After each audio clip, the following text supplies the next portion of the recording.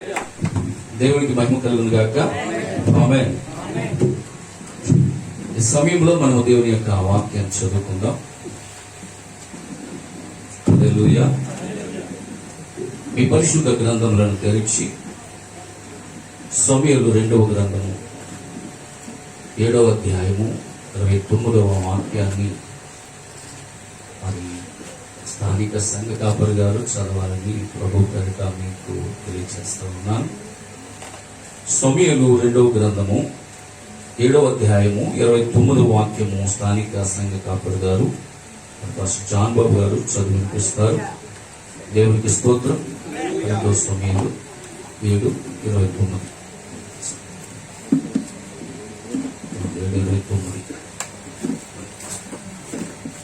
Praise the lord. 2వ సమూయేలు గ్రంథము 7వ అధ్యాయం 29.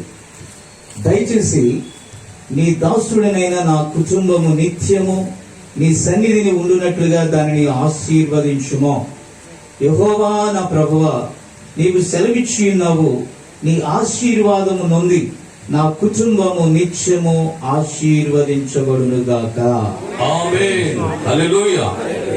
అలాగనే దశలోకి రాసినటువంటి మొదటి పత్రిక 2వ అధ్యాయము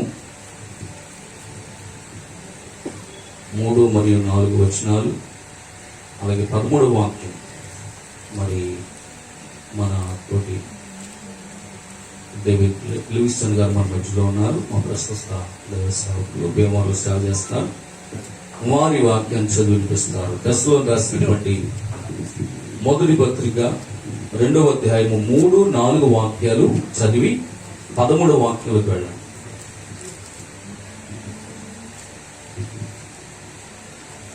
మొదటి దశలో రాసినటువంటి పత్రిక 2వ అధ్యాయము 3, 4 వాక్యాలు మరియు 13లోకి వెళ్ళి ముగించాం. మొదటి తెస్సలోనిక రాసిన పత్రిక 2వ అధ్యాయము 3, 4 వచనాలు మనం చదువుకుందాం.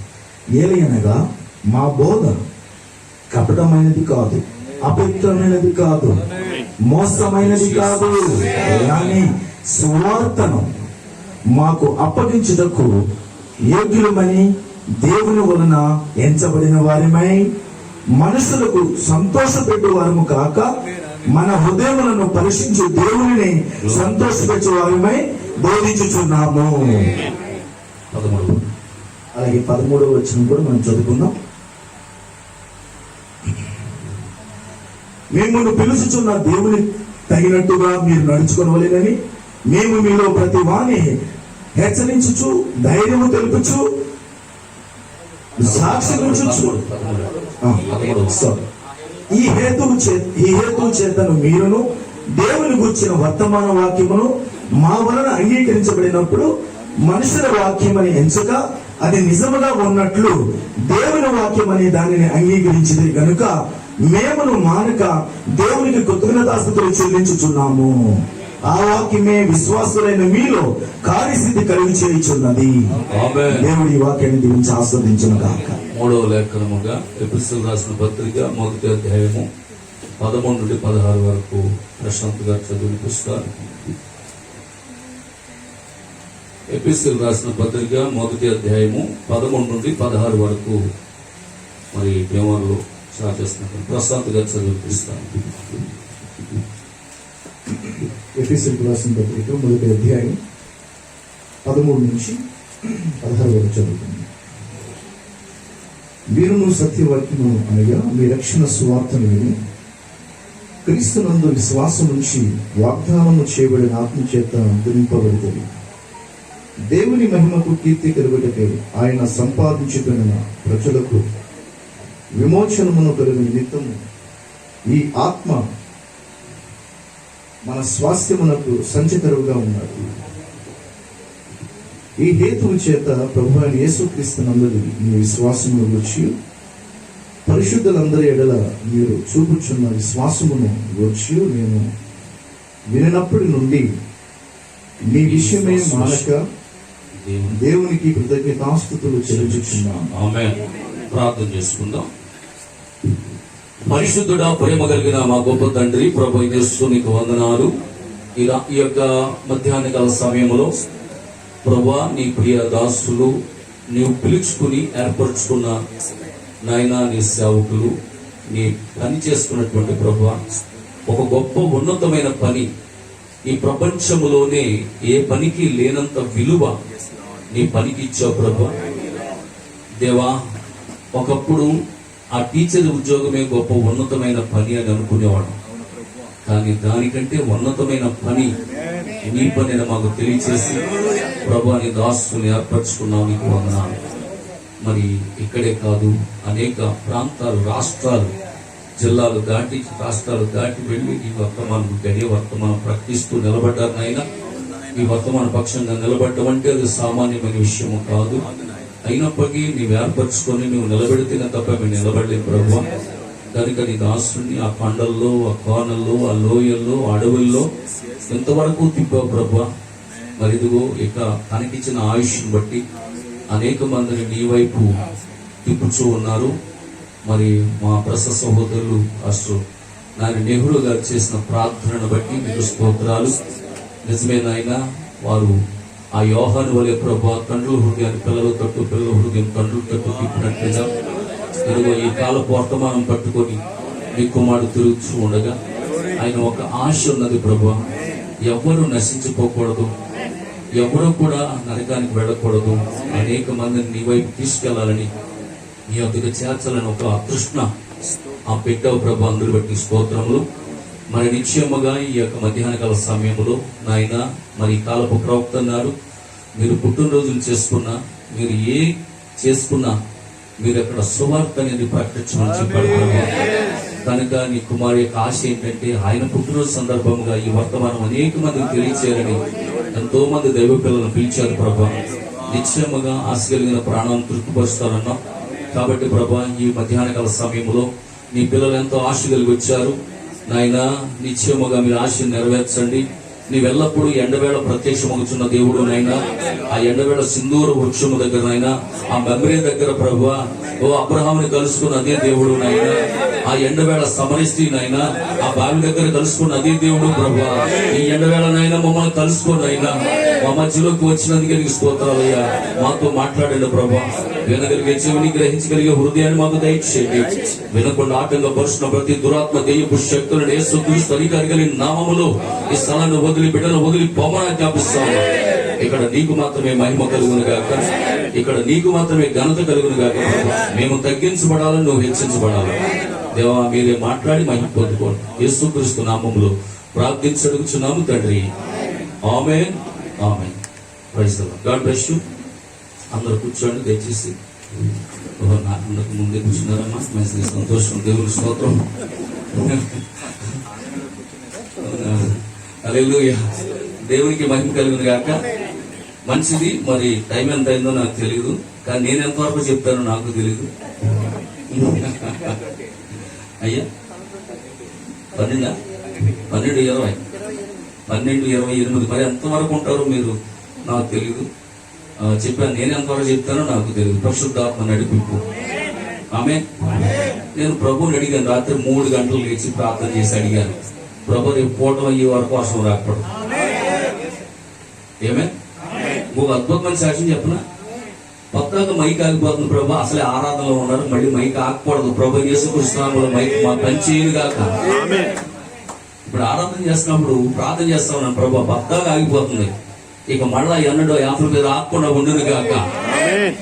పలుకుబడిన మాటలు శక్తి ఉందంట. హల్లెలూయా. దేవునికి మహిమ కలుగును గాక. సరే, మంచిది. మరి మొదటిగా నేను ప్రభువుని స్తుతిస్తూ ఉన్నాను. ఆ తదుపరి నన్ను ప్రేమతో ఆహ్వానించినటువంటి మీ సంఘ కాపరి గారు, మరి మా ప్రశస్త సహోదరులు పాస్టర్ జాన్ బాబాయ్ గారికి ప్రత్యేకమైనటువంటి వందనాలు. వారికి, వారి కుటుంబస్తులకి, వారి సంఘస్థులకి, అలాగే వారి స్నేహితులు నెహ్రూ గారికి, వారిని మ్యారేజ్ లో చూశాను, బాబీ మ్యారేజ్ లో. మరి మీరిద్దరూ మంచి స్నేహితులు, అందుకని చక్కగా వారిద్దరూ కూడా ఎక్కడికి వెళ్ళినా మరి చిన్నప్పటి నుంచి ఈయన హావభావాలన్నీ అని తెలుసు. ఇక్కడ మనకి ఎవరికి తెలియదు. దేవుని స్తోత్రం. హల్లెలూయా. కనుక వారు కూడా చక్కగా మరి ప్రాంతంలో సేవ చేయడం నేను ఎంతో సంతోషిస్తున్నాను వారిని బట్టి. హల్లెలూయా. భీమవరంలో చేస్తున్నారు. ఓకే, భీమవరంలో చేస్తున్నారు సేవ. అలాగే మరి భీమవరంలో సేవ చేస్తున్నటువంటి మా ప్రస్తుత సహోదరులు లివిస్టన్ గారికి కూడా ప్రత్యేకమైన వందనాలు, ప్రశాంత్ గారికి కూడా ప్రత్యేకమైన వందనాలు. అలాగే దైవ సేవకులు దానం గారు కుమార్తె వివాహం చేసినప్పుడే చెప్పారు నాకు ఈ రోజు మీటింగ్. అందుకే నేను కాదనలాకి వచ్చాను ఈ రోజు. యాక్చువల్గా ఈ రోజు లక్కవరంలో ఉండాలి. హల్లెలూయా. సో ఏదేమైనప్పటికీ ప్రభు చిత్తం, నెల ముందే మాట ఇచ్చాను కాబట్టి నేను రావడం జరిగింది. ఇక్కడ ఉన్నటువంటి దైవ సేవకులు మీ అందరూ, మరి డేవిడ్ గారు కానీ, మోహన్ గారు కానీ, సంపత్ గారు కానీ, జాషువా గారు కానీ, అందరూ మీ అందరిని బట్టి ప్రభుని స్తుతిస్తున్నాను. God bless you brother Isaac గారిని బట్టి అందరిని బట్టి వందనాలు. అమ్మ స్త్రీలైనటువంటి మీకు కూడా వందనాలు. హల్లెలూయా. God bless you. మీ పేరు సార్? ఎలిషా గారు. నా పేరే. ఓహో అలాగా. ఓకే. గాడ్ బ్లెస్ యు అండి. ఎలిషా గారు మీకు చక్కటి సౌండ్ సిస్టమ్ వాయిద్యాలు వాయించిన బ్రదర్స్ కి ప్రత్యేకమైన వందనాలు. God bless brother. అక్కడ ఉన్నటువంటి డేవిడ్ గారికి అందరికీ కూడా మరి ప్రభు యేసుక్రీస్తు వందనాలు. హల్లెలూయా. దేవునికి స్తోత్రం. ఆమేన్. ఈ సంతోషం అనేది ఇక్కడే ఉంది. హల్లెలూయా. కాబట్టి మరి జాన్ బాబు గారు నాకంటే పెద్ద వయసు ఏమనుకున్నా, కానీ ఇప్పుడు తెలిసింది నాకు 49 అని ఆయనకి. ఏమేన్ ఆయన 72లో పుట్టాను, నేను 68లో పుట్టాను. నాకు 54 ఇప్పుడు. నాకు 54 వచ్చి నా మీద వయసు పెద్ద ఏమనుకున్నాను. అలా తెలిసిపోతే ఏమనుకోకుండా ఒక మాట చెప్తానే, వాళ్ళు అల్లుడు గారేమో అల్లుడు గారిలా ఉంటారు. ఈయన అల్లుడు అనుకుంటారు, ఈయన మాంగారు అనుకుంటారు. అనుకోండి ఆయన కూడా అదే అనుకున్నారు. ఏమనుకోకండి బాబా, దేవుడికి స్తోత్రం కలుగుతుంది కాక. హల్లెలూయా. సరే మంచిది, మనం అందరం సంతోషంగా ఉన్నాం. ఎవరికి ఆకలాడలేదు కదా. 12:30 అయితే ఆకలపడడం ఏంటది కదా. దేవునికి స్తోత్రం. మరి జాన్ బాబు గారి యొక్క పుట్టినరోజు సందర్భంగా ఒక పల్లె ఒక చరణం పాడి నేను వాక్యంలో పెడతాను. హల్లెలూయా. జీవిత కాలమంతా నీ కొరకై పని చేసేదన్, జీవిత కాలమంతా నీ కొరకై పని చేసేదన్, పిలిచావు నీ సేవకై, పిలిచావు నీ సేవకై, ఆ పిలుపును మరచెదనా, నేను కాదిని మరచెదనా, ఆ పిలుపును మరచెదనా, నేను కాదిని మరచెదనా.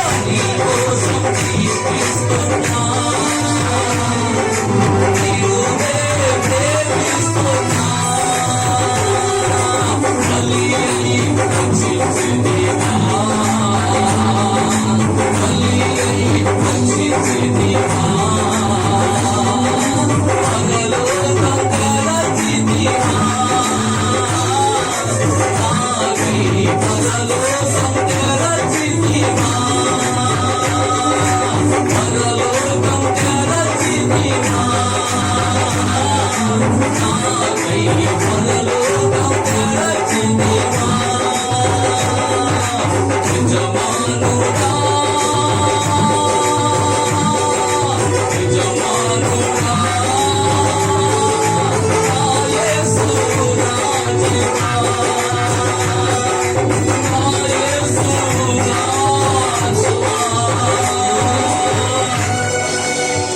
హల్లెలూయా. దేవునికి మహిమ కలుగును గాక. ఆమేన్. ప్రవక్త యిర్మీయాతో దేవుడు మాట్లాడుతుంటాడు. నీ తల్లి గర్భములో నువ్వు పిండముగా రూపింపక మునిపే నేను నిన్ను జనములకు ప్రవక్తగా నియమించింది. హల్లెలూయా. జాన్ బాబు గారు బిఈడి చేశారు. మంచి జాబ్ చేద్దాం, మా కుటుంబాన్ని మంచిగా పోషించుకుందాం, లైఫ్ స్టైల్ అంటే ఏంటో ఎంజాయ్ చేద్దాం అని అనుకున్నారు ఆయన. దేవునికి స్తోత్రం, హల్లెలూయా, దేవునికి మహిమ కలుగును గాక. కానీ దానికంటే ఉన్నతమైనటువంటి లైఫ్ ఉంది నీకు. హల్లెలూయా.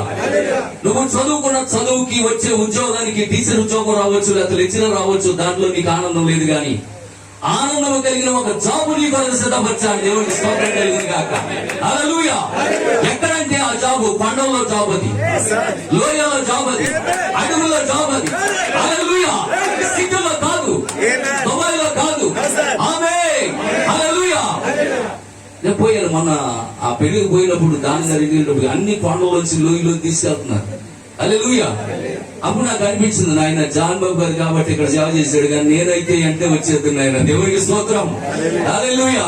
జాన్ బాబు గారు కాబట్టి ఎంత దూరం వచ్చి సేవ చేస్తున్నాడు, కానీ నేనైతే నా వల్ల కాదని నేను వచ్చేది నాయన. దేవుడికి తెలుసు ఎవరు ఎక్కడ సేవ చేయగలరు. హల్లెలూయా. ఎవరిని ఎక్కడ పెట్టాలో తెలుసు. ఆమేన్. కాబట్టి ప్రియమైన దేవుని పిల్లారా, ఎంతమంది మహారాష్ట్ర నుంచి, మరి తమిళనాడు నుంచి, కర్ణాటక నుంచి, హల్లెలూయా, మరి ప్రకాశం డిస్ట్రిక్ట్ నుంచి, ఇంత దూరం నుంచి మీరు ఇంతగా మీ సేవకుని మీరు ప్రేమించి వచ్చారంటే మీరు ఎంతో గొప్ప మరి దైవ పిల్లలు, ప్రశస్తమైన సహోదరులు. హల్లెలూయా. God bless you. దేవుడు మిమ్మల్ని దీవించును గాక. ఎందుకంటే మన ప్రవక్త ఎప్పుడు ప్రశస్త సహోదరులు అంటాడు. చాలా విలువైన ప్రజలు అంటే మీరు. ఆమేన్. క్రైస్తవ పిల్లలంటే వాళ్ళు చాలా ప్రశస్తమైనటువంటి వారంట. హల్లెలూయా. కనుక పిల్లరా, ప్రభు యొక్క వాక్యం సెలవిస్తా ఉన్నది. పౌలు గారు అంటాడు, ప్రభువునందు ఆనందించండి. మీరు ఎల్లప్పుడూ ప్రభువునందే ఆనందించండి. మీకున్న బిల్డింగులు బట్టి కాదు, మీకున్న కార్లు బట్టి కాదు, మీకున్న సంపదన బట్టి కాదు, మీరు దేనిని బట్టి ఆనందించండి, కానీ మీరు ప్రభువుని బట్టి ఆనందించండి. ఎల్లప్పుడు ఎల్లప్పుడు ఎల్లప్పుడు, మరలా చెప్తున్నాను, ఎల్లప్పుడు ఎల్లప్పుడు. హల్లెలూయా. దేవునికి స్తోత్రం కలుగును గాక. దేవుణ్ణి ఆరాధించట్లోనే ఆనందం ఉన్నది, దేవుని స్తుతించట్లోనే సంతోషం ఉన్నది. హల్లెలూయా. దేవునికి మహిమ కలుగును గాక. దేవుడు తన యొక్క పిల్లలను ఎల్లప్పుడూ సంతోషంగా ఉండాలని దేవుడు కోరుకుంటున్నాడు. ఆమేన్. హల్లెలూయా. దేవునికి మహిమ కలుగును గాక. మనమందరము కలిసి ఆయనతో సహవాసం చేయటం, ఇది చాలా అద్భుతకరమైనటువంటి కార్యం. కేవలం ఏదో ఒక సందర్భం, అంటే పాస్టర్ గారి యొక్క పుట్టినరోజు సందర్భం అంతే. కానీ ఇక్కడ మనం అందరం కూర్చోవడం, ఈ విధంగా రమేష్ గారి యొక్క గృహం, అపార్ట్మెంట్ అనేది రమేష్ గారి యొక్క అపార్ట్మెంట్ లో, మరి ఎప్పుడైనా అనుకున్నారా మీరు ఇక్కడ కూడుకుంటామని? కానీ జగత్తు పునాది వేయబడక మునిపే దేవుడి కోటాను చూశాడు. దేవుడికి స్తోత్రం, హల్లెలూయా. దేవునికి మహిమ కలుగును గాక. కనుక పిల్లరా, ప్రవక్త అంటాడు, మనం ఈ లోకంలో అందరి వల్లే మానవులుగా పైకి కనబడచ్చు, కానీ మనం అందరి లాంటి మానవులము కాదు. ఎంతమందికి అర్థమైంది? పైకి మనం ఎలా కనబడుతున్నాం? లోకస్తుల వలె, లోకంలో ఉన్న వాళ్ళలాగే కనబడుతున్నాం, కానీ అందరి వలె మానవులుగా కాదు మనం. చూస్తారా? ఒకసారి తీసుకోండి కీర్తన గ్రంథం 82వ అధ్యాయం 6వ వాక్యం. కీర్తన గ్రంథం 82వ అధ్యాయము 6వ వాక్యం. స్పీడ్ గా చదవండి. సేవకులు చదివిన పర్లేదు, స్పీడ్ గా చదివాడు. మీరు దైవములనియు మీరందరూ సర్వోన్నతుని కుమారులనియు. ఇంకా ఆయనే చెప్పేశాడు కదా. ఏమై ఉన్నారు మీరు? మీరందరూ దైవములు, మీరందరూ సర్వోన్నతుడి కుమారులు. సర్వోన్నతుడు దేవుడు మన దేవుడే. ఆయన మన ప్రభువైన యేసుక్రీస్తు, ఆయన కుమారులు కుమార్తెలు అయ్యున్నా మనం. కానీ లోకానికి నువ్వు ఎలా కనబడుతున్నావు అంటే నువ్వు ఒక మానవుడిగా కనబడతా ఉన్నావు, కానీ నువ్వు మానవుడి కాదు. కానీ ఆ విషయం ఎవరు చెప్తున్నారంటే దేవుడే స్వయంగా చెప్తున్నాడు. మీరు సర్వోన్నతుని యొక్క దేవుని కుమారులు. కాకి పిల్ల ఏమవుతుంది చెప్పండి? పెద్దది కాక. పిల్లి పిల్ల ఏమవుతుంది? పెద్దది కాక. కుక్క పిల్ల ఏమవుతుంది? పెద్దది కాక. దేవుని పిల్లడు ఏమవుతాడు? పెద్దది కాక. పట్టండి కాపాడలో. దేవునికి స్తోత్రం, హల్లెలూయా. యోహాను సువార్త 10వ అధ్యాయం 34వ వాక్యంలో, యోహాను సువార్త 10వ అధ్యాయము 34వ వాక్యం. బ్రదర్ కొంచెం కూర్చోలేండి అక్కడ, సిస్టర్స్ వచ్చారు, కొంచెం కూర్చోలేండి అక్కడ, కొంచెం కూర్చోలేండి. అందుకు వారు, నీవు కేవలము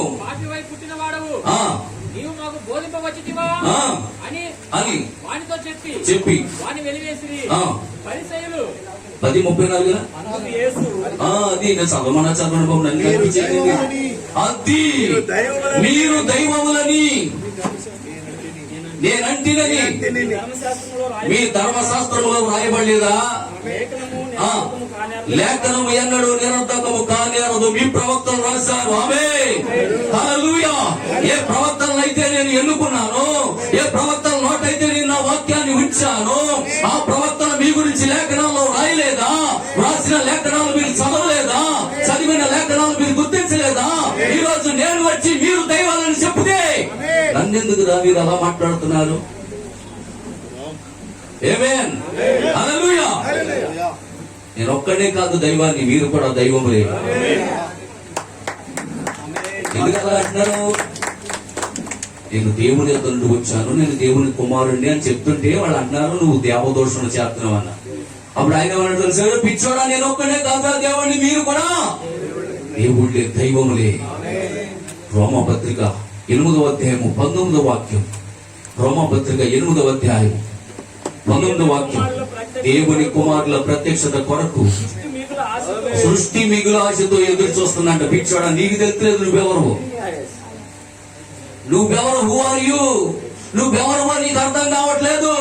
కానీ అదిగో కనబడే సృష్టి ఎదురు చూస్తున్నదంట దేవుని కుమారులు ప్రత్యక్షత. అంటే నువ్వెవరు అనే ప్రత్యక్షత, నువ్వెవరు అనే ప్రత్యక్షత నీకు ఎప్పుడైతే వచ్చిందో నువ్వు దేవుడు అని నీకు అర్థమవుతుంది. నువ్వు దేవుని కుమారుడు అని నీకు అర్థం అవ్వాలి. నువ్వు దేవుని కుమారుడు అని ప్రకృతికి తెలుసు, చెట్టుకు తెలుసు, పశువులకు తెలుసు. నువ్వు దేవుని కుమారుడు అని దెయ్యానికి కూడా తెలుసు. హల్లెలూయా. ఒకరోజు పౌలు గారు వస్తా ఉన్నప్పుడు ఆ పుత్రుడైన దెయ్యం పట్టుకున్నప్పుడు ఆ స్త్రీ అంటుంది, అయ్యో సర్వోన్నతుడైన దేవుని కుమారుడు మీరు, దేవుని మార్గమును తెలియజేసే ప్రజలు మీరు. దెయ్యము సాక్ష్యం ఇస్తా ఉన్నది నీ గురించి. కానీ నీవెవరవో నీకు అర్థం కావట్లా. నువ్వెవరవో నీకు అర్థం కావాలంటే దేవుడెవరో నీకు తెలియాలి ముందు. హల్లెలూయా. దేవునికి స్తోత్రం కలుగును గాక. జకర్యా గ్రంథం 12వ అధ్యాయం 8వ వాక్యం. మీకు కొంచెం సబ్జెక్ట్ అవ్వడం కోసం నేను ఇంకా వర్తమానంలోకి వెళ్తాను. కొంచెం సబ్జెక్ట్ అర్థం అవడం కోసం చెప్తున్నాను. జకర్యా గ్రంథం 12వ అధ్యాయం 8వ వాక్యం.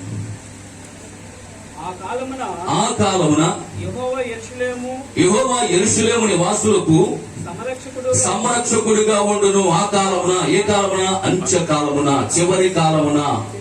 అంత్యకాలమున, చివరి కాలమున. ఇప్పుడే ఈ కాలములోనే యెరూషలేములో ఉన్న వారికి ఎవరంటారంట? దేవుడే సంరక్షకుడిగా ఉంటాడు.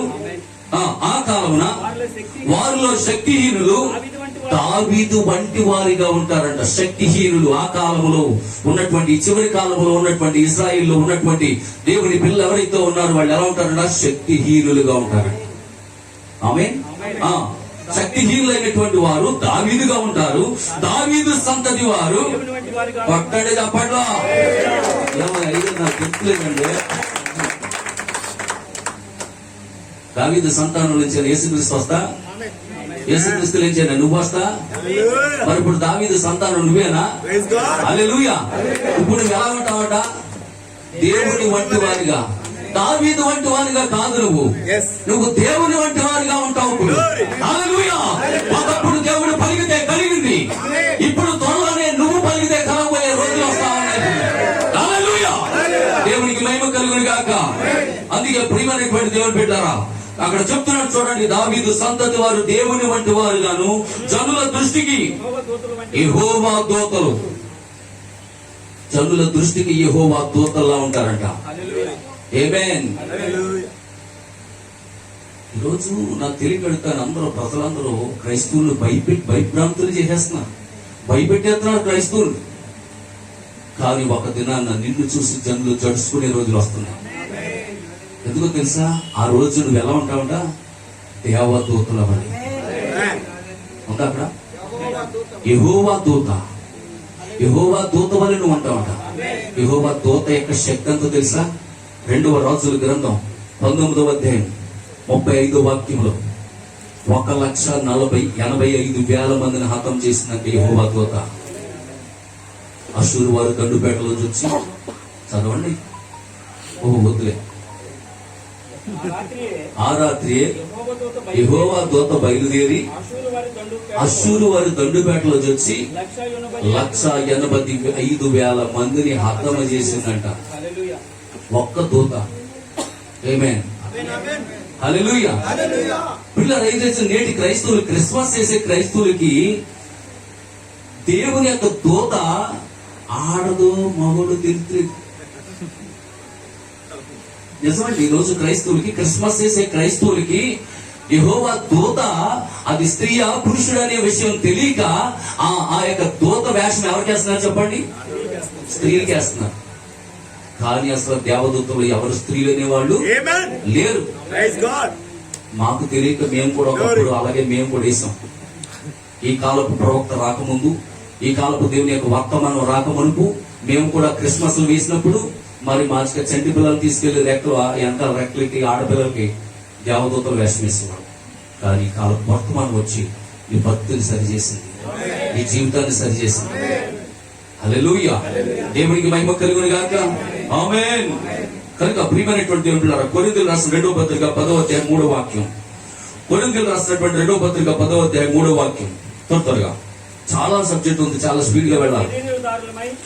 మేము శరీరధారమై నడుచుకొనుచున్నను, శరీర ప్రకారము యుద్ధము చేయము. మా యుద్ధోపకరణములు శరీర సంబంధమైనవి కాదు గాని దేవుని ఎదుట దుర్గములను పడదోయ చాలంత బలము కలిగినవి. కొట్టండి చెప్పండి. దేవునికి స్తోత్రం కలుగును గాక. శరీరధారులుగా మన లోకంలో మనుషులందరికీ మానవులుగా కనబడవచ్చు గాని మన చేతిలో ఆయుధాలు లేకపోవచ్చు గాని ఆమేన్, మా ఆయుధాలు శరీర సంబంధమైనవి కావు. దేవుడు మాకు ఇచ్చినటువంటి ఆయుధాలు ఆత్మ సంబంధమైనటువంటి ఆయుధాలు ఇచ్చాడు. అందులో ఒకటి ప్రార్థన. ఈ కాలపు ప్రవక్త చెప్పాడు, ప్రార్థన అత్యంత శక్తివంతమైన ఆయుధం. దేవునికి స్తోత్రం. హల్లెలూయా. కనుక ప్రియమైనటువంటి దేవుని పిల్లలారా, క్రైస్తవం అంటే ఏదో పూలబాట కాదండి, పూలబాట అనుకోబాకండి. ఇప్పుడు మనము యుద్ధ రంగంలో ఉన్నాం, అవునా? మనం పోరాడుచున్నది శరీరాలతో కాదు, ఆకాశ మండలమందున్న దురాత్మ సమూహములతో పోరాడుతున్నాం. పోరాటం నీకే, ఎందుకంటే నువ్వు ఒక క్రైస్తవుడవు, నువ్వు ఒక సైనికుడువు. మన సైన్యాధిపతి ఎవరు చెప్పండి? యేసుక్రీస్తే. హల్లెలూయా. నువ్వు ఒక సైనికుడు అయి ఉన్నావు. మన సైన్యాధిపతి మన ప్రభు యేసుక్రీస్తు అయి ఉన్నాడు. దేవునికి స్తోత్రం. మనం ఇప్పుడు యుద్ధ రంగంలో ఉన్నాం. మీకు తెలుసా, ఒకప్పుడు లూసిఫర్ పరలోకములో మిఖాయేలుతో యుద్ధం చేసి అక్కడ ఓడిపోయాడు. వాడు పరలోకములో యుద్ధం చేసి మిఖాయేలుతో యుద్ధం చేసి ఏం చేశాడు? వాడు అక్కడ ఓడిపోయాడు. ఓడిపోయి నేను ఓడిపోయానని చేతులు కట్టుకుని మెల్లగా మన దగ్గరికి నడిచిరాలా. వాడు ఒక కన్ను తగ్గితే వచ్చి భూమి మీద అంటాడు. ఇప్పుడు భూమి మీద ఎవరున్నారు చెప్పాలి, చెప్పాలి, చెప్పాలి. భూమి మీద మనమున్నాం. భూమి మీద దేవుని పిల్లలు ఉన్నారు. చెప్పాలి, దెయ్యపు పిల్లలు ఉన్నారు. ఉన్నారా? భూమి మీద దేవుని పిల్లలు ఉన్నారు, దెయ్య పిల్లలు ఉన్నారు. ఇప్పుడు వాడు వచ్చి పోరాటం ఎవరితో చేస్తున్నాడు? వాడి పిల్లలతో చేస్తాడా? చెప్పండి. దేవుని పిల్లలతో పోరాటం చేస్తున్నాడు. అందుకే పౌలు గారు అన్నాడు, మనము ఇప్పుడు యుద్ధ రంగంలో ఉన్నాము. మనము శరీరంలో ఉన్నా సరే, మేము శరీరధారమైనప్పటికీ నడుచుకున్న ప్రకారము యుద్ధము చేయము. శరీర ప్రకారం మనం యుద్ధము చేయము. మన యుద్ధోపకరణాలు వేరే ఉన్నాయి. ఆమేన్. హల్లెలూయా. దేవునికి మహిమ కలుగును గాక. వాడు ఇప్పుడు భూమి మీదకి వచ్చి ఇప్పుడు వాడు దేవుని పిల్లలతో యుద్ధం చేస్తున్నాడు. అక్కడ ఓడిపోయినోడు ఇక్కడ ఎక్కుతాడంటే నాకు తెలియగడుతుందా? వాడు ఇప్పుడు ఓడిపోవడం. హల్లెలూయా. మన మిఖాయేలు ఎవరో కాదు, మన ప్రభు యేసుక్రీస్తు అయినాడు. మన సైన్యాధిపతి ఎవరో కాదు, ఆయనే. హల్లెలూయా. మన సైన్యాధిపతికి అన్నాడు అపజయమనేది లేదు. ఆయన ఎప్పుడు విజయం సాధిస్తూనే ఉంటాడు. హల్లెలూయా. ఆ సైన్యాధిపతి నీ ముందుంటే, ఆ సైన్యాధిపతి నీకు ముందు నడుస్తున్నప్పుడు నువ్వెందుకు ఓడిపోతావు? పిచ్చినారా? హల్లెలూయా. నువ్వు ఓడిపోలా. ఓటమి నీ జీవితంలో లేదో, ఎందుకంటే నువ్వు కలిగి ఉన్న దేవుడు మామూలు దేవుడు కాదు. ఆమేన్. హల్లెలూయా. మన సైన్యాధిపతి. హల్లెలూయా.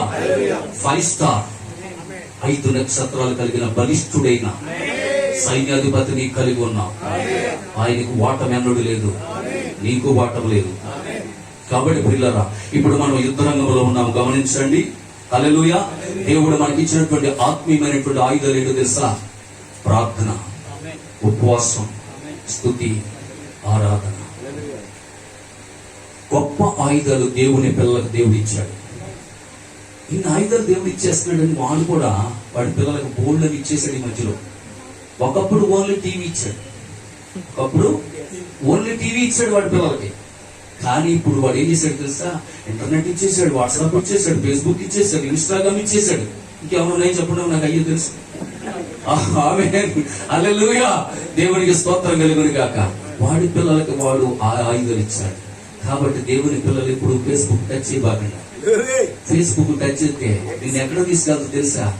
నేరుగా నరకాన్ని తీసుకెళ్తాను. హల్లెలూయా, నువ్వు ఫేస్బుక్ వాడబాక. నువ్వు ఒకవేళ వాట్సాప్ వాడితే దేవుని పరిచర్య కొరకు వాడు. ఆమేన్, హల్లెలూయా, దేవునికి మహిమ కలుగును గాక. కనుక ప్రియమైనటువంటి దేవుని బిడ్డలారా, దేవుడు మనకి ఇచ్చినటువంటి అత్యంత శక్తివంతమైనటువంటి ఆయుధం ప్రవక్త చెప్పారు, ప్రార్థన. ఎందుకంటే దాన్ని ప్రభు ఉపయోగించారు.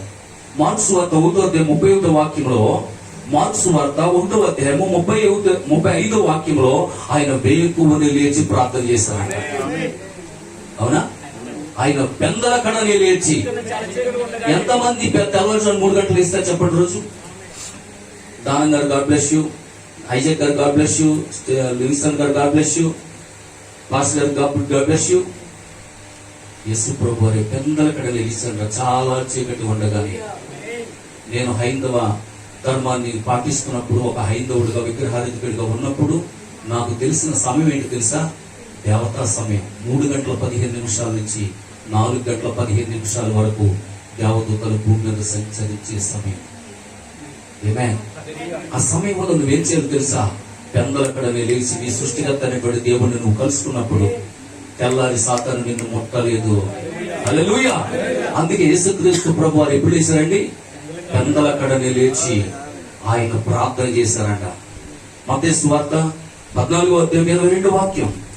త్వరగా చాలా స్పీడ్ గా పోవాలి మనం. వెంటనే ఆ జన సమూహములు పంపివేసినంతలో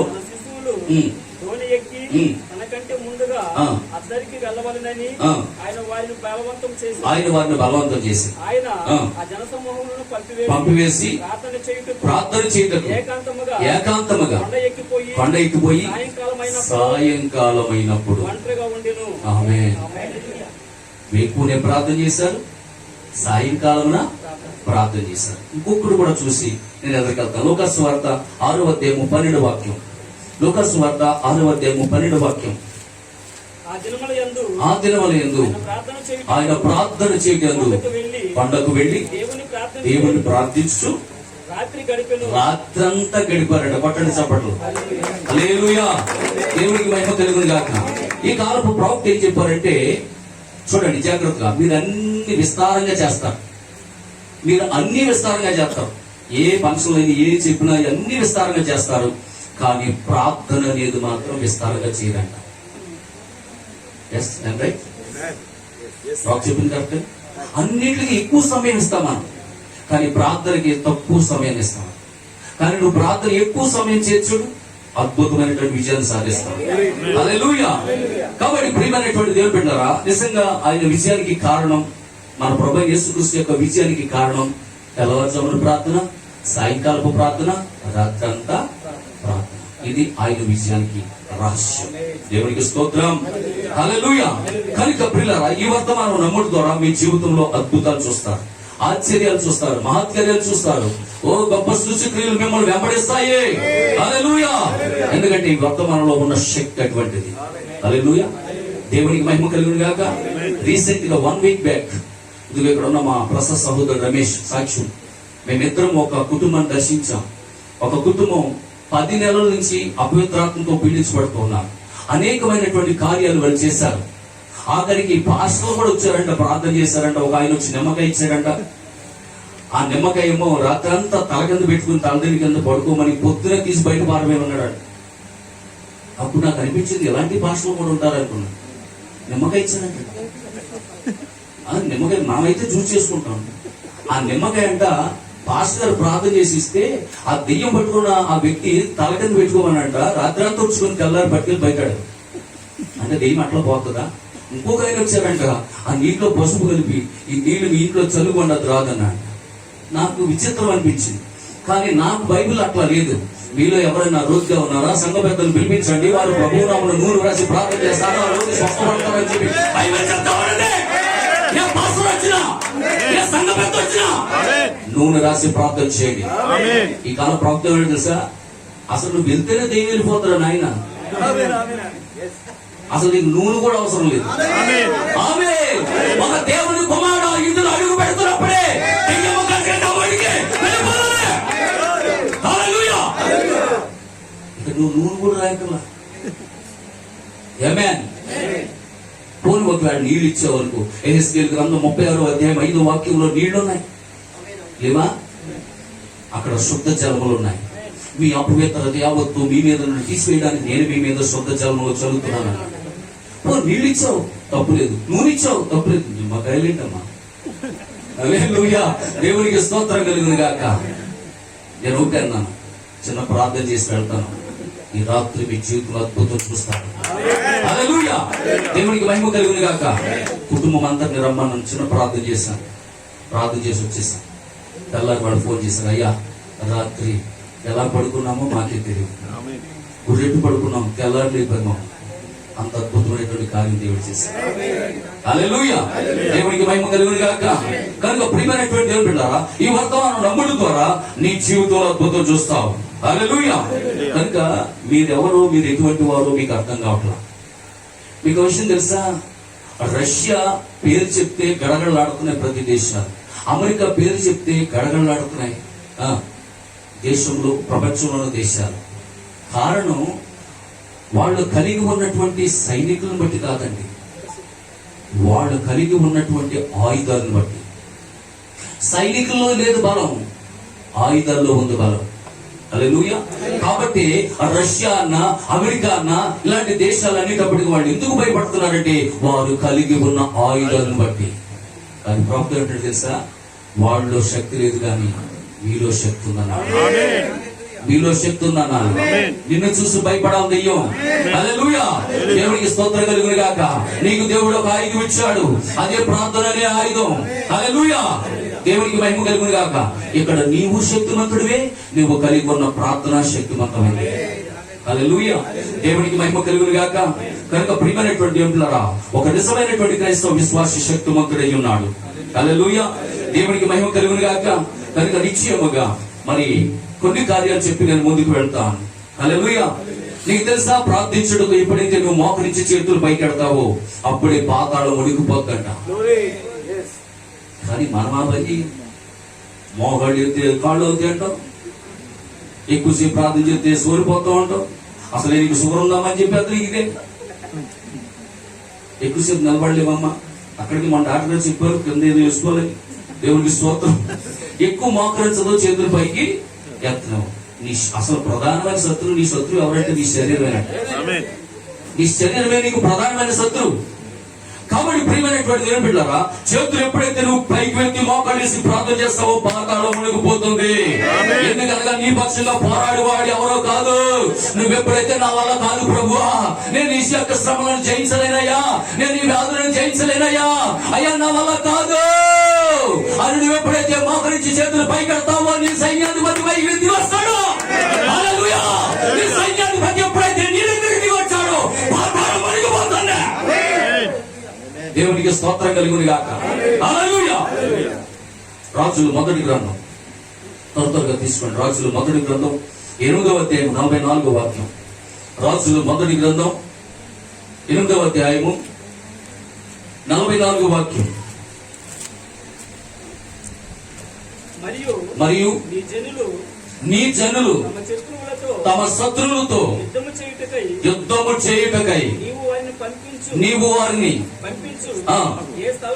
పంపించే ఏ స్థలములకైనను బయలుదేరినప్పుడు నీవు కోరుకొనిన పట్టణము తట్టు నీ నామ ఘనత కొరకు నేను కట్టించిన మందిరము తట్టు యెహోవాయగు నీకు వారు ప్రార్థన చేయగా ఆకాశమందు నీవు వారి ప్రార్థన ఆలకించి విన్నపములు విని వారి కార్యములను పక్కన చెప్పండి. దేవునికి స్తోత్రం.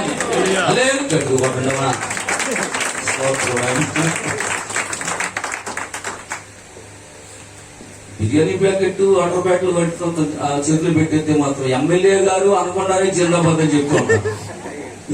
హల్లెలూయా, దేవునికి స్తోత్రం కలుగును గాక. జీవము కలిగిన దేవుని సన్నిధిలో కూర్చున్న నీవు నేను ఆయన గురించి ఒక మాత్కార్యం చెప్తున్నప్పుడు, అద్భుత కార్యం చెప్తున్నప్పుడు నీ అంతటా నువ్వే చప్పట్లు కొడుతూ ఉండాలి, ఆత్మాభిషేకం కలిగి ఉండాలి. హల్లెలూయా, దేవునికి మహిమ కలుగును గాక. ఏదో ఒక చిన్న మీటింగ్ పెడతారు ఎమ్మెల్యే గారు, మన వీధిలో డ్రైవ్ వేయించారు అనగానే కొట్టేస్తారు చప్పట్లు. మన వీధిలో ఇదిగో మనకి ఎంతో గొప్ప కార్యం చేశారు మన ఎమ్మెల్యే గారు అనగానే చప్పట్లు కొట్టేస్తారు. ఎవరు కొట్టమని చెప్పరు. ఆమేన్. కానీ ఇక్కడ ఎమ్మెల్యే కంటే గొప్పవాడు ఇక్కడ ఉన్నాడు. ఆమేన్.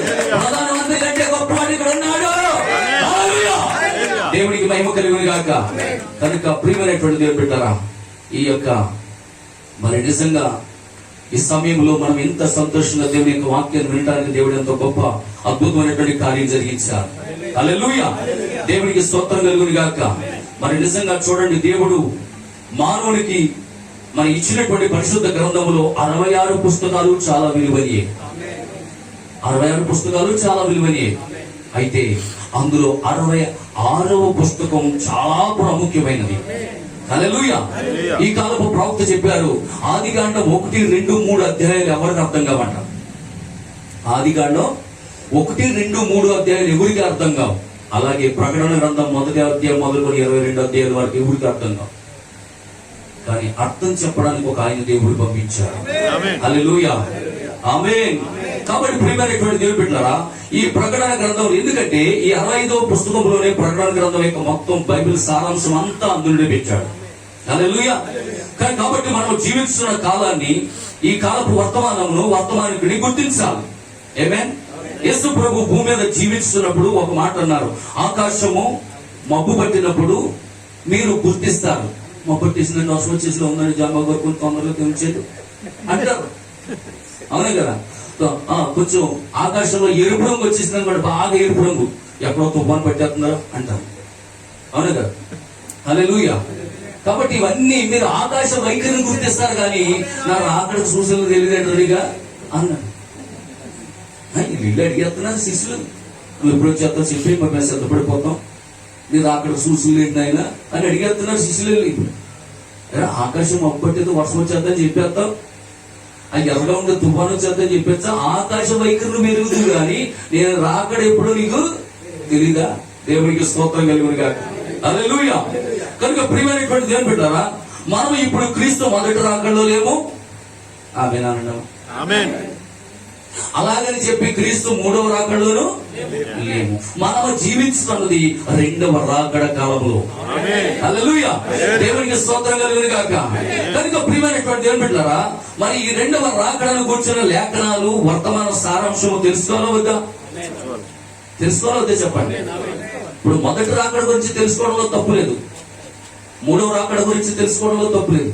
కానీ ప్రస్తుతం ఇప్పుడు మనం జీవిస్తున్నది 2వ రాకడ కాబట్టి ప్రాముఖ్యంగా ఇప్పుడు 2వ రాకడ గురించి మనం తప్పనిసరిగా తెలుసుకుంటే త్వరలో జరగబోయే సంగతులు ఒక యోహానికి మాత్రమే ప్రత్యక్షపరచబడ్డాయి. అవునా కదా. ఇంకెవ్వరికి ప్రత్యక్షపరచబడలేదు. అందుకే యోహాను ఏం చేశాడు, ప్రకటన గ్రంథాన్ని రాశాడు. వాస్తవానికి దాన్ని ప్రవక్త అంటాడు, అది ప్రత్యక్షత గ్రంథం అని అన్నాడు. దానికి ఏం పేరంట? ప్రత్యక్షత గ్రంథం అని పేరు. ఎవరో చెప్పిన దాన్ని బట్టి నీకు ప్రత్యక్షత కలగదు, లేక నీకున్న జ్ఞానం బట్టి, నీకున్న తెలివిని బట్టి నీకు ప్రత్యక్షత కలగదు. కానీ ప్రత్యక్షత అనేది పరిశుద్ధాత్ముడే నీకు ఇవ్వాలి. హల్లెలూయా, దేవునికి స్తోత్రం కలుగును గాక. ఆమేన్. ప్రవక్త యొద్దకే దేవుని యొక్క వాక్యం ఎల్లప్పుడూ వస్తుందని మీరు గుర్తించాలి. దేవుని యొక్క వాక్యంలో మనం చూడొచ్చు. చూడండి, దేవుడే స్వయంగా చెప్పాడు. దినవృత్తాంతాల 2వ గ్రంథం 20వ అధ్యాయము 20వ వాక్యంలో స్వయంగా దేవుడే చెప్పాడు. దినవృత్తాంతముల 2వ గ్రంథము 20వ అధ్యాయము 20వ వాక్యం, అంతట వారు తెకోవ అరణ్యమునకు పోయి వారు పోవుచుండగా యెహోషాపాతు నిలువబడి, యోదావారులారా, యెరూషలేము కాపురస్తులారా, నా మాట వినండి, మీ దేవుడని యెహోవాను నమ్ముకోండి, అప్పుడు మీరు స్థిరపరచబడుదురు. ఆయన ప్రవక్తలను కూడా నమ్ముకోండి, అప్పుడు మీరు కొట్టండి, చప్పట్లు కొట్టండి. హల్లెలూయా. దేవునికి స్తోత్రం కలుగును గాక. యెహోవాను నమ్ముకొనుట ఎంత ప్రాముఖ్యమో ఆయన ప్రవక్తలను నమ్ముకొనుట కూడా అంతే ప్రాముఖ్యం. లాస్ట్ వారం మన పోయిన ఆదివారం ఒక అబ్బాయికి బాప్తిస్మం ఇస్తున్నాను. యేసుక్రీస్తు నీ సొంత రక్షకుడు నువ్వు అంగీకరిస్తున్నావా అంటే ఎస్ సార్ అంగీకరిస్తున్నాను. ఈ కాలపు ప్రవక్త మన దేవుని యొక్క సేవకుడు మన విలియం మ్యారియన్ బ్రాన్హామ్ నువ్వు నమ్ముతున్నావా అన్నట్టు ఇవ్వగానే దేవుడికి స్తోత్రం కలుగును గాక. అయితే నీకు వర్తమానం అర్థం కాల, అవునా? దేవునికి స్తోత్రం. హల్లెలూయా. బాప్తిస్మం ఇచ్చాం, బాప్తిస్మం అయిపోయింది, చర్చిలోకి వచ్చాడు, నేను వాక్యం విన్నాడు. వాక్యం అయిపోయాక పాస్టర్ గారు మీతో కొద్ది నిమిషాలు మాట్లాడాలి వెళ్ళాను. వచ్చి కాసేపు మాట్లాడాను, నేను ప్రవక్త నమ్ముతున్నాను అన్నాడు. ఎందుకంటే ఆయన గురించి నాకు యూట్యూబ్ లో ఇతను ఒక అబద్ధ ప్రవక్త అని నేను యూట్యూబ్ లో చూశాను సార్. అందుకే నేను నమ్మలేదు. ఈ రోజు మీరు చెప్పిన వాక్యం నేను విన్నాను, నేను ఆయన ప్రవక్తగా దేవుని యొక్క సేవకుడిగా అంగీకరిస్తాను. దేవునికి స్తోత్రం. హల్లెలూయా. దేవునికి మహిమ కలుగును గాక.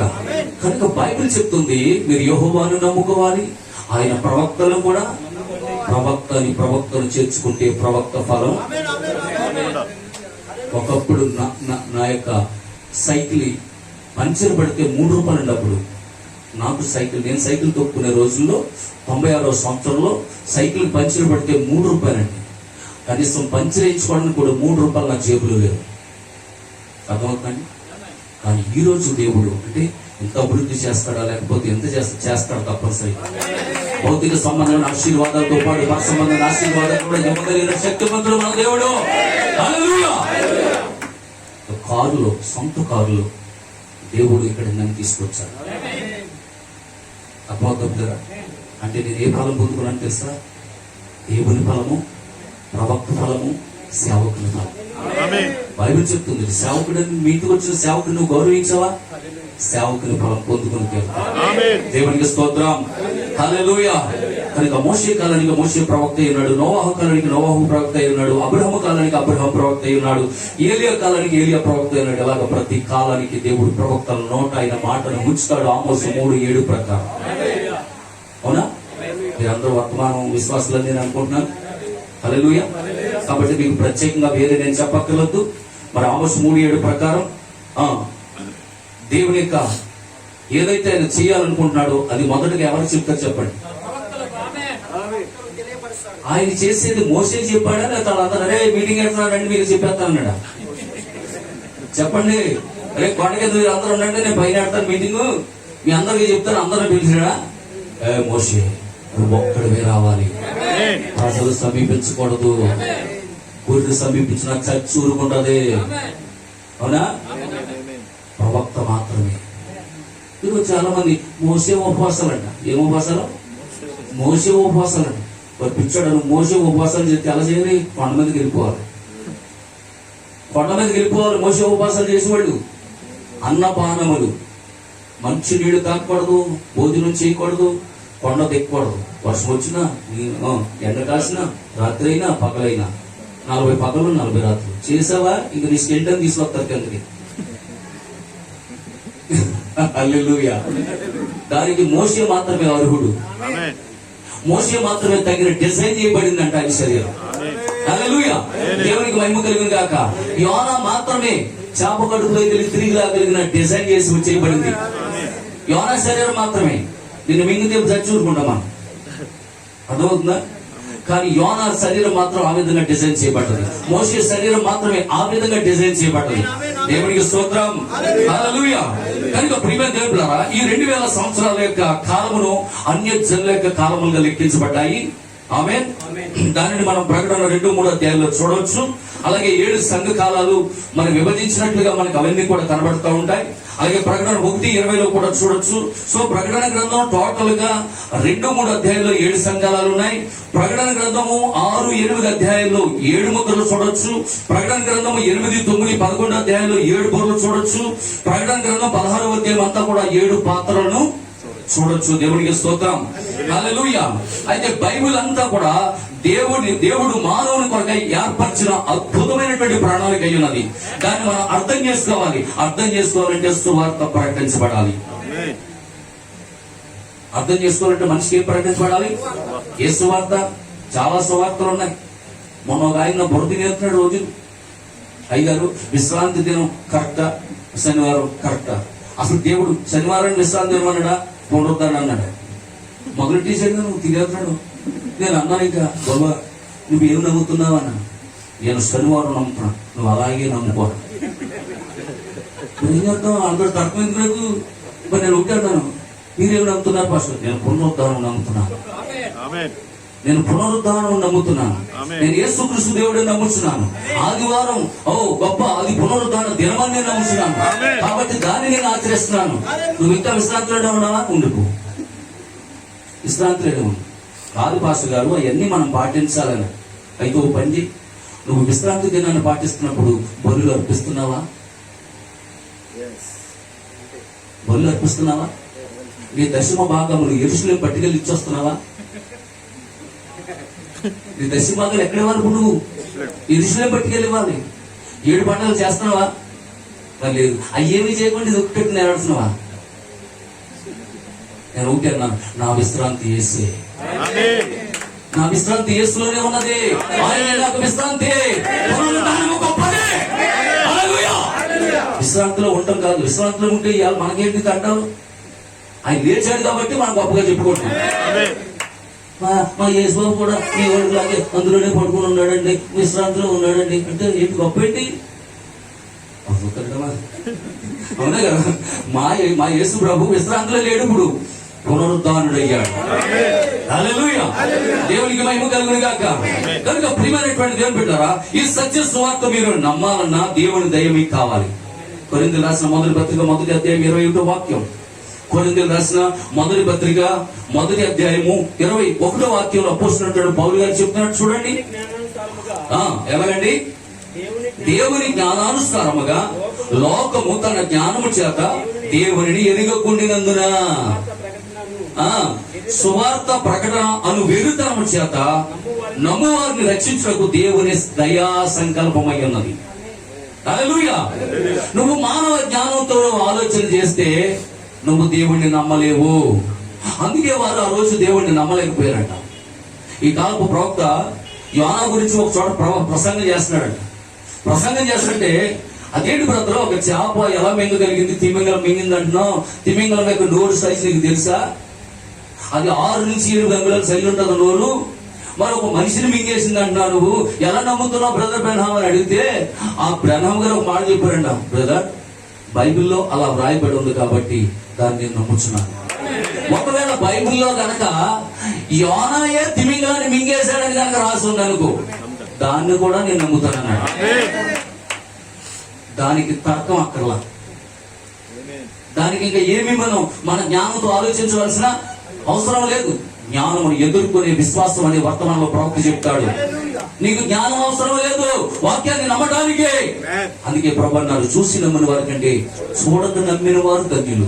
మొదటి రాకల్లో క్రీస్తుని చూసిన వారు ఉన్నారు, కానీ నమ్మలేకపోయారు. 3వ రాకల్లో భూజనులు అందరూ ఆయన చూస్తారంట, రొమ్ము కొట్టుకుంటారంట. మీకు అర్థమవుతుందమ్మా? 3వ రాకల్లో భూజనులు అందరూ చూస్తారు, ఆయన పొడిచిన వాళ్ళు చూస్తారు. కానీ 2వ రాకల్లో ఆయన వధువు ఆయన చూడలేదు. కానీ ఏం చేస్తుంది? ఆయన నమ్ముతుంది. నమ్ముతుందా లేదా? దేవునికి స్తోత్రం. హల్లెలూయా. దేవునికి మహిమ కలుగును గాక. ఈ సత్య సువార్త మీరు నమ్మాలన్నా దేవుని దయ కావాలి. ఎందుకంటే ఆ లోకంలో అనేక రకాలైన బాధలు వచ్చేసాయి. ఆమేన్. ఏది నమ్మాలో ఏది నమ్మకూడదో తెలియని అయోమయ పరిస్థితిలో ఉన్నాం. హల్లెలూయా. అందుకే సత్యవాక్యము సరిగా విభజించి బోధించి ప్రవక్తలు కావాలి మనకి ఈ రోజు. హల్లెలూయా. దేవునికి స్తోత్రం కలుగును గాక. సంఘము క్షమాభివృద్ధి చెందుటకు, పరిచర్య ధర్మం జరిగించుటకు, పరిశుద్ధులు సంపూర్ణులవుటకు. పరిశుద్ధులు ఏమవ్వాలంట? సంపూర్ణులు అవ్వాలి. వాక్య ప్రత్యక్షత కలిగి సంపూర్ణులు అవ్వాలి. మీరు వాక్యంలో ఎదగాలి. మీరు ఎప్పుడు పాదాగే వాళ్ళగా మీరు ఉండకూడదు. జ్ఞానేంద్రియాలు తెరవబడాలంటే మీరు బలమైన ఆహారం మీకు కావాలి. అవునుగా చెప్పలేదా? అన్నప్రాసన రోజు మాత్రం తెస్తాం దాన్ని. మీరు పాలు తాగవలసిన స్వాతంత్రం అయిన వాళ్ళు కూడా అలాగే చెప్పాను కదా నాయన, ఇది అన్నప్రాసనకు సంబంధించిన వాక్యం కాదురా. హల్లెలూయా. ఇంకా మీరు పాలు తాగే వాళ్ళగే ఉంటే మీకు జ్ఞానేంద్రియాలు తెరవబడవు, దేవుడు అంటే ఎవరు నీకు తెలియబడదు, యేసుకృష్ణ బాప్తిసం నీకు తెలియదు. హల్లెలూయా. మీరు బలమైన వాక్యము మీకు అవసరమై ఉన్నది. ఆమేన్. అందుకే ఎపిసిల్ రాసినటువంటి సంఘం క్షేమాభివృద్ధి చెందాలన్నా, పరిశుద్ధులు సంపూర్ణ అవ్వాలన్నా అపోజినటువంటి పౌలు గారు ఎపిసి 4:13 చెప్పినటువంటి మాటలు మీరు గమనించినట్లయితే అక్కడ 5 పెట్టాడు, 5 సువార్తలు పెట్టాడు. అక్కడ అపోస్తులు, ప్రవక్తలు, సువార్తికులు, కాపర్లు, ఉపదేశకులు. ఈ 5 రకాల పరిచర్య ఏ సంఘములు అయితే ఉంటుందో ఆ సంఘము పరిపూర్ణతలోకి వచ్చేస్తుంది. పరిశుద్ధులు సంపూర్ణులైపోతారు. ఎత్తబడి విశ్వాసం వాళ్ళు కలుగుతా ఉన్నది. ఆమేన్. హల్లెలూయా. దేవునికి స్తోత్రం కలుగును గాక. విశ్వాసుల యొక్క మొఖాలు చూడలేట్లకి ఎప్పుడు వెలుగుతాయంటే పాస్ గారు అంటే అప్పుడప్పుడు అమ్మ ముగించేస్తున్నాను అంటా ఉండాలంట. దేవునికి స్తోత్రం. హల్లెలూయా. అలాగ అంటా ఉంటారంట, కొంచెం నవ్వుతారంట. పర్లేదు దగ్గర ముగించేస్తారంట. నేను అలాగ అన్ను. దేవునికి నేను ముందే చెప్పాను మీకు ఎంతసేపు వెళ్తాదో నాకు తెలియదు. మరి దానం గారి యొక్క కుమార్తె వివాహంలో కూడా అలాగే జరిగింది. కాబట్టి ఎవరైనా 1 గంట చెప్తారని పెళ్లి చేయమని ఇప్పుడు నేను గారు పాస్టర్ అయ్యారు ఎప్పుడు ఇచ్చారు తెలిసాడు వాళ్ళని 1 గంటన్నరకు ఇచ్చారని పెళ్లి చేయమని. పైకి ఈయన వచ్చాడు కదా పెళ్లి కూతురుతండి కదా అంటే గంట చెప్పాలి వాక్యం అంటుంది. 1 గంటన్నరకు ఇచ్చి గంట వాక్యం చెప్పిన దేవునికి స్తోత్రం నీకు చెప్పేశాను. అమ్మ నా చేతిలో ఏమీ లేదు, పైవాడి దయ్యా అన్నా అంతే. దేవునికి స్తోత్రం. హల్లెలూయా.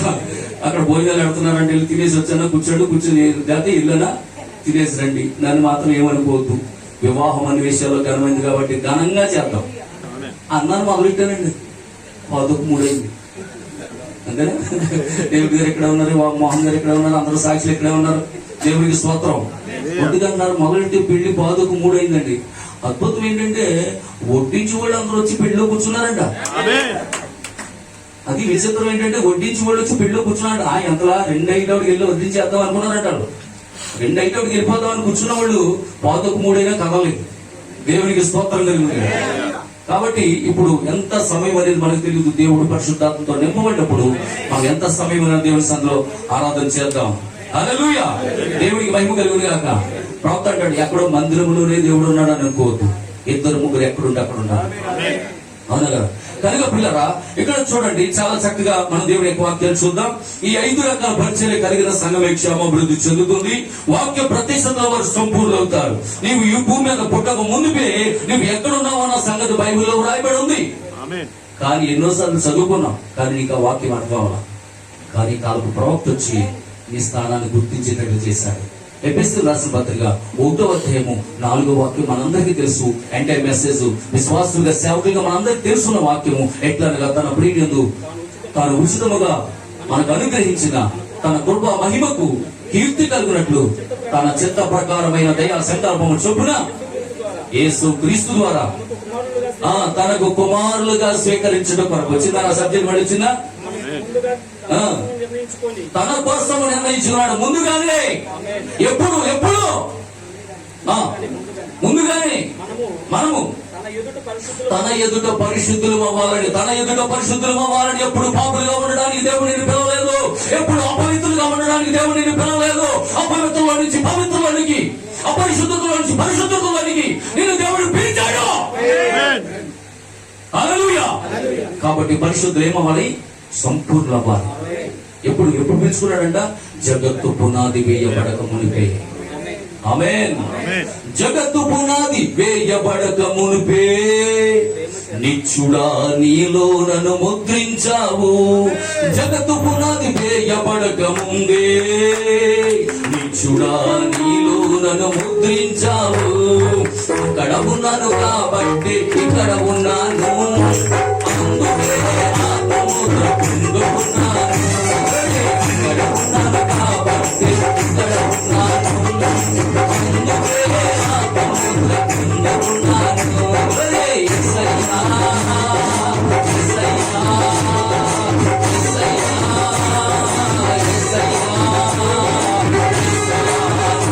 యేసయ్యా యేసయ్యా యేసయ్యా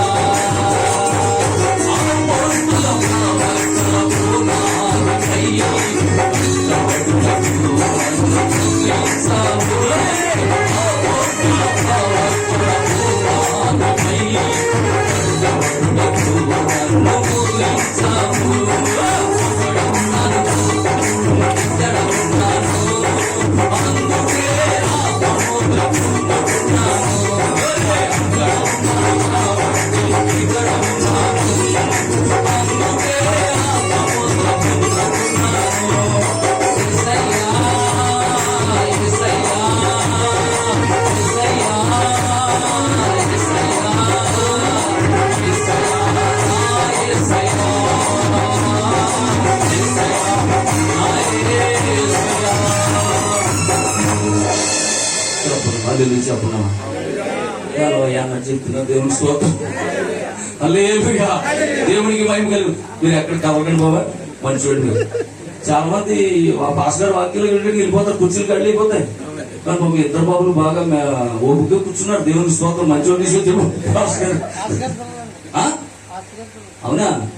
గాడ్ బ్లెస్ యు బ్రదర్. దేవుడి మనం దీవించింది కాక సంతోషం. పాస్టర్ గారి యొక్క పిల్లలు అలాగా దేవుని యొక్క సన్నిధిలో వాడబడుతుంటేనంట దేవుని అభిషేకం దిగి వస్తాయి. హల్లెలూయా. దేవునికి మహిమ కలిగిన గాక. కనుక ప్రియులారా, మన ఎఫెసీ 1:4 ప్రకారం జగత్తు పునాది వేయబడక మునిపే మనం ఎక్కడ ఉన్నాం చెప్పండి? ఆయనలో ఉన్నాం. ఆయనలో ఉన్నాం. హల్లెలూయా.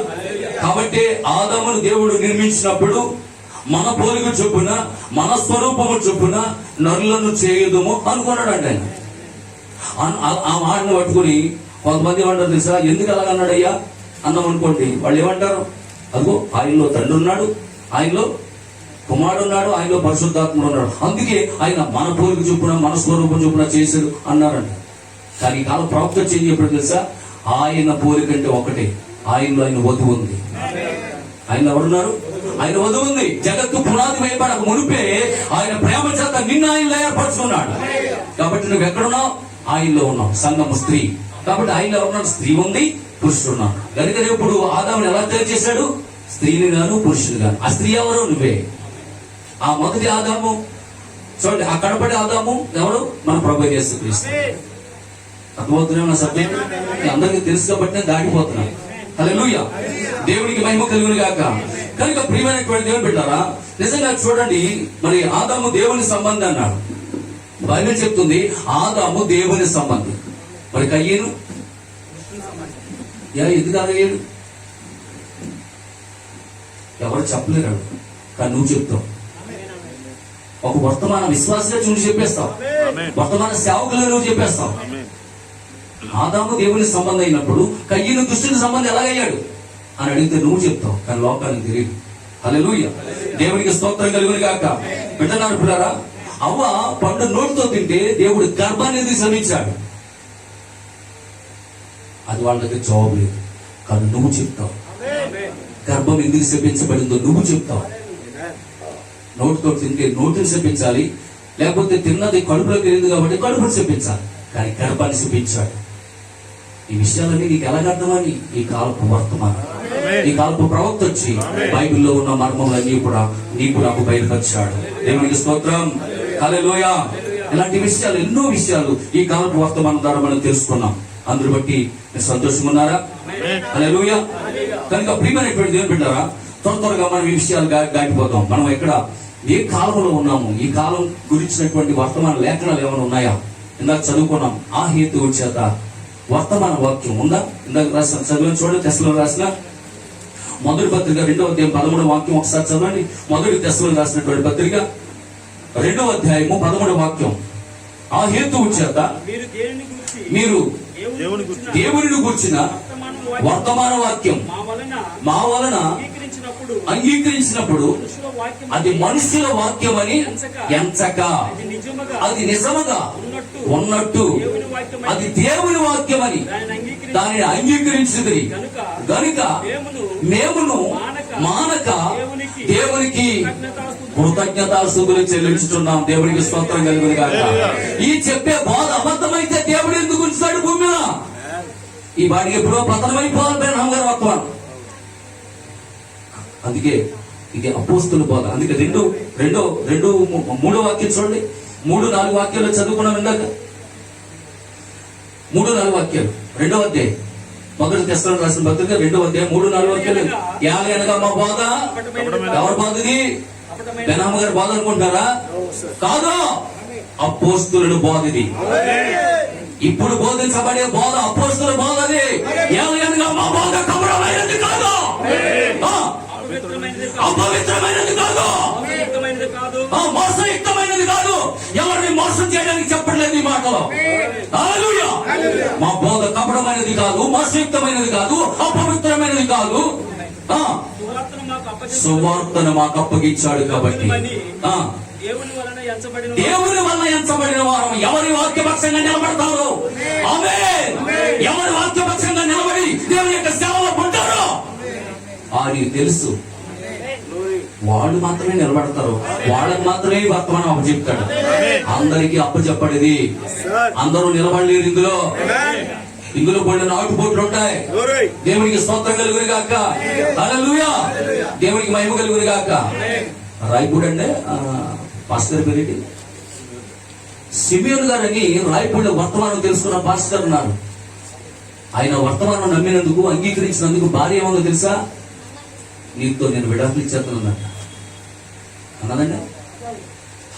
మన మాట్లాడకపోతే మీకు ఈ వర్తమానం అంగీకరించినందుకు నేను నీరు విడాకులు ఇచ్చేస్తానన్న. ఒక నిజంగా క్రైస్తవుడు అలా చెప్పొచ్చా? నా ప్రియమైన దేవుని పిల్లలారా, మామూలు విషయం కాదండి ఈ వర్తమానం అంటే. అందుకే అన్నాడు, ఈ వర్తమానం ఆ హేతు వచ్చాక మన చదవండి 2:13. అది ఈ వర్తమానం ఎక్కడదండి? దేవుని కూర్చున్న వర్తమానం. ఇది మనుషుల వర్తమానం కాదండి, ఇది దేవుని కూర్చున్న వర్తమానం అని మా వలన అంగీకరించదు కనుక ఇది మనుషుల వాక్యం అని ఎంచక అది నిజముగా ఉన్నట్టు దేవుని వాక్యం అని ఉన్నాదో లేదో మీరు గమనించండి పిల్లరా. బెరయా సంఘం వాళ్ళు ఉన్నారు బైబిల్లో, బెరయా సంఘం వాళ్ళు ఉన్నారు బైబిల్లో. 17వ అపోస్తలుల 17వ అధ్యాయంలో ఉంటారు వాళ్ళు అంతసేపు దేవుని వాక్యం ఎవరన్నా వచ్చి ఇప్పుడు రానని చెప్పరు. పౌల్ గారు వచ్చి వెళ్తారు, పిలుపు గారు వచ్చి వెళ్తారు, ఎవరు వచ్చినా పోవడానికి ఎవరు పిలిచి వెళ్తారు. మీరు చేశాను అని అడగరు, వెళ్ళిపోతారు. వెళ్ళిపోయి ఏం చేస్తారు తెలుసా? ఆ దైవజనుడు చెప్పిన లేఖనములు అలాగున్న బైబిల్లో ఉన్నవు లేవు అని రాత్రి ఇంటికాడ కూర్చుని బైబిల్ అంతా తిరగేసి తెల్లవారులు చదువుతారట. అర్థమవుతుందమ్మా? మనం అలా చదవాలి. నేను 3 నెలలు త్రోసేసాను ఈ వర్తమానాన్ని. 3 నెలలు ఇది అబద్ధ బోధని, ఈయన ఒక అబద్ధ ప్రవక్తని 3 నెలలు త్రోసేసాను ఈ వాక్యాన్ని. కానీ దేవుడు తన అనాది సంకల్పం చొప్పున మా సంఘంలో మేము డినామినేషన్లుగా ఇదే అక్టోబర్ నెలలో ఉపవాస ప్రార్థనలు జరుగుతున్నప్పుడు 3వ దినాన దేవుడు నాతో మాట్లాడి, ఈ వర్తమానం ద్వారా మీరు ఎత్తబడుదురు. అప్పుడు నేను దేవుళ్ళలోకి వచ్చాను. అప్పుడు ఏ వర్తమానంలోకి నేను వచ్చాను. దేవుడికి స్తోత్రం. అందుకే పిల్లరా, ఇది ఎవరిదంటే అది అపోస్తుల బోధ ఉన్నది. చూడండి, ఇప్పుడు మనం పరిస్థితిని గమనించండి. ఒకసారి మీకు త్వరగా నేను ముందుకెళ్తాను. నేడున్న ప్రపంచ యొక్క పరిస్థితిని మీరు గమనించండి. 4వ అధ్యాయము పేతురు రాసిన మొదటి పత్రిక 4వ అధ్యాయం 7వ వాక్యం. త్వరగా చాలా స్పీడ్గా వెళ్ళాలి. పేతురు రాసిన మొదటి పత్రిక అన్నిటి అంతము సమీపమై ఉన్నది కాగా మీరు స్వస్థ బుద్ధి గలవారై ప్రార్థనలు చేయుటకు మెలకుగా ఉండండి. ఆమేన్. హల్లెలూయా. ప్రార్థన చేయడానికి మెలకుగా ఉండండి. యేసు ప్రభువారు పెన్నులు గడనే చీకటి ఇంకా చీకటి వంటగానే లేచి ప్రార్థన చేశారు. ఆయన సాయంకాల సమయంలో ప్రార్థన చేశారు. ఆయన రాత్రంతా ప్రార్థన చేశారు. అది ఆయన విజయము. శరీరాశను జయించారు. ఆయన నేత్రాశను జయించారు, జీవపుడమాన్ని జయించారు, మరణాన్ని జయించారు, పాతాళాన్ని జయించాడు. హల్లెలూయా.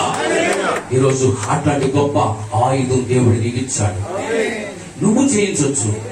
కానీ ఇప్పుడు అన్నిటి అంతము సమీపంగా ఉందా? ఇప్పుడు వాక్యాలన్నీ నెరవేరుతున్నాయా లేదా? హల్లెలూయా. దేవునికి స్తోత్రం కలుగును గాక. చూడండి, ప్రవక్త యోబేలు గ్రంథంలో 2:28 ప్రవచనం చూడండి. మీ అందరికీ తెలుసున్న వాక్యమే, ప్రవచన గ్రంథం అది. ఆ యోబేలు ప్రవచించాడు 2:28లో. తరువాత నేను సర్వజనుల మీద నా ఆత్మను కుమ్మరించును. మీ కుమారులు మీ కుమార్తెలను ప్రవచనములు చెప్పుదురు. మీ ముసలివారు కలలు కంటారు. మీ యవ్వనులు హల్లెలూయా. దేవునికి స్తోత్రం కలుగును గాక. ఇది ఎప్పుడు నెరవేరింది? అంచె దినములయందు మనుషులందరిపైన ఆత్మను కుమ్మరిస్తాను దేవుడు యోబేలు ద్వారా ప్రవచించిన ప్రవచనం పెంతుకోస్తు పండగ దినాన క్రీస్తు మొదటి శతాబ్దంలో నెరవేరిందా? అంటే ఇప్పుడు మనం అంచె దినాల్లో ఉన్నామా, చివరి కాలంలో ఉన్నామా? అంచె దినములు అయిపోయి అంచె దినముల యొక్క చివరిలో ఉన్నాం మనం, ముగింపులో ఉన్నాం మనం. అంచె దినములు ప్రారంభ శతాబ్దంలోనే అంచె దినాలు. అర్థమవుతుందమ్మా? అంచె దినాలు అప్పుడే ప్రవచనం నెరవేరింది. ఎక్కడ? పెంతుకోస్తు పండగ దినాన మేడగదిలో ఆ యొక్క కార్యం నెరవేరింది అక్కడ. దేవునికి స్తోత్రం. హల్లెలూయా. కనుక ప్రియమైనటువంటి దేవుని బిడ్డలారా, దేవుడు మన కొరకు ఒక నిత్య రాజ్యాన్ని దేవుడు స్థిరపరిచాడు. ఒక విషయం గమనించండి, భూ సంబంధమైనటువంటి ఒక నాయకుడిని ప్రజలందరూ ఎన్నుకుంటారు, ఒక రాజ్యం ఏర్పడతారు. భూ సంబంధమైనటువంటి ఒక ప్రభుత్వం ఉందనుకోండి, ఆ ప్రభుత్వానికి ప్రజలందరూ కలిసి ఏం చేస్తారు చెప్పండి? ఒక నాయకుడు ఎందుకుంటాడు, ఒక పార్టీని ఏర్పాటు చేసుకుంటారు. కానీ పరసంబంధమైనటువంటి దాన్ని కనుక మనం, పరలోక సంబంధమైనటువంటి రాజ్యాన్ని కనుక మనం ఆలోచన చేసినట్లయితే, దేవుడే ఆ రాజ్యాన్ని చెప్పాలి స్థిరపరిచి స్థాపించి దేవుడే మనలందరినీ ఎన్నుకుంటాడండి. హల్లెలూయా, దేవునికి స్తోత్రం కలుగును గాక. అందుకే ప్రకటన గ్రంథంలో 11వ అధ్యాయం 15వ వాక్యంలో చూసినట్లయితే చూడండి ఒక మాట త్వరగా. ప్రకటన గ్రంథము 11వ అధ్యాయము 15వ వాక్యం. ఏడవ దూత బోర ఊదినప్పుడు పరలోకము గొప్ప శబ్దం పుట్టెను. ఆ శబ్దములు ఈ లోక రాజ్యము మన ప్రభు రాజ్యమును ఆమె ఈ లోక రాజ్యాలను ఏమైపోయాయంట, క్రీస్తు రాజ్యాలు అయిపోయినాయంట. ఒక దినాన క్రీస్తు రాజ్యాలుగా మారిపోతున్నాయి. ఆ రాజ్యంలో పరిపాలించేది ఎవరో కాదు, మీరే.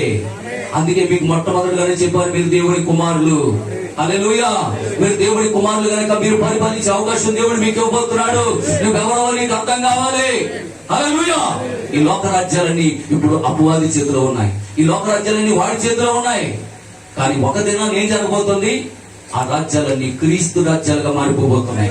హల్లెలూయా, దేవునికి మహిమ కలుగును గాక. కనుక ప్రియమైనటువంటి దేవుని బిడ్డలారా, అక్కడ చాలా అద్భుతమైనటువంటి కార్యాలు ఇంకా మనకి కనబడతాయి. ఆ సింహాసనంలో నుండి ఏమొస్తాయంట, ఉరుములు వస్తా ఉన్నాయంట, మెరుపులు వస్తా ఉన్నాయంట.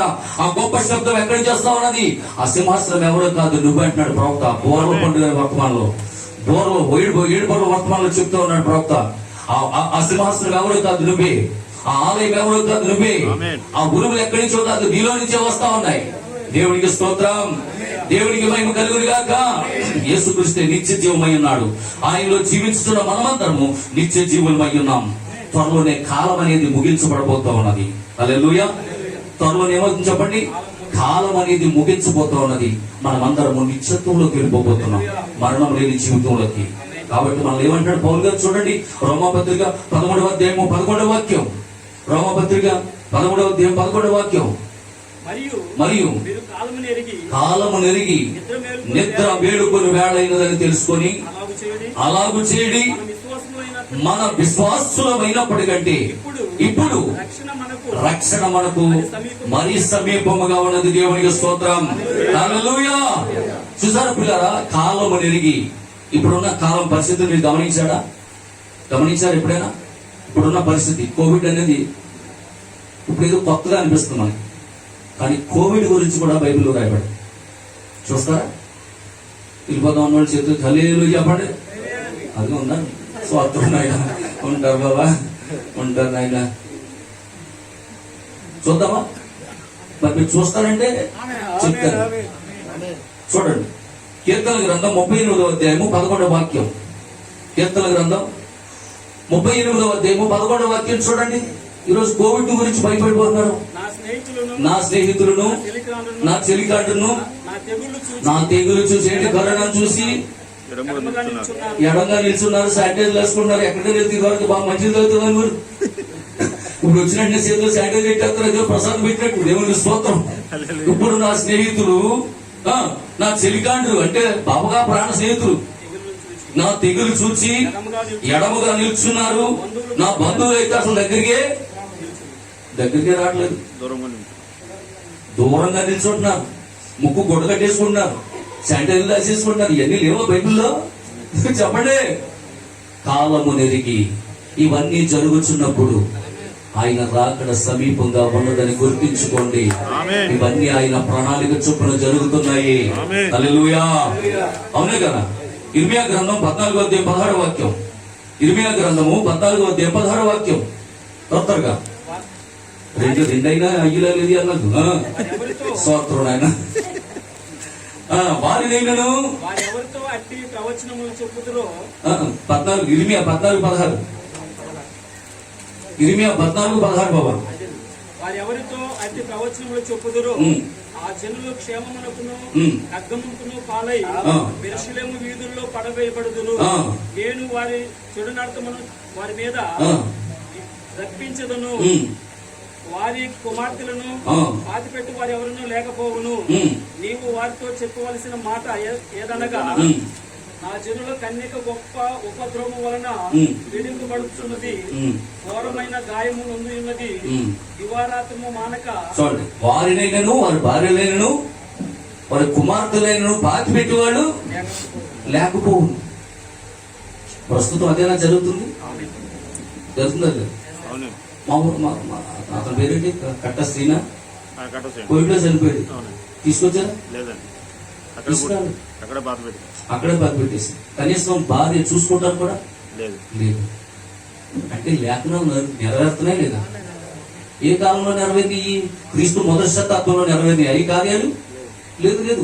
ప్రారంభ శతాబ్దం కాదు, చివరి కాలంలో, లౌకిక కాలం కూడా దాటిపోతా ఉన్నాం మనం. చివరి కాలంలో జరుగుతూ ఉన్న ఈ కార్యాలని దేవుడికి స్తోత్రం. మనకి ఇప్పుడు ఇది కొత్తగా ఉంది. కానీ క్రీస్తు శకం మరి 2వ శతాబ్దంలోనే ఏంటో నైస్ అనే ప్లేగు అనేటటువంటి వ్యాధి చేత 50 లక్షల మంది చనిపోయారు. వింటున్నారా? క్రీస్తు శకము 13వ శతాబ్దంలో బ్లాక్ డెత్ అనేటటువంటి వ్యాధి చేత 12 కోట్ల మంది చనిపోయారు ప్రపంచవ్యాప్తంగా. క్రీస్తు శకం 18వ శతాబ్దంలో కలరా అనేటటువంటి వ్యాధి చేత 20 లక్షల మంది చనిపోయారు.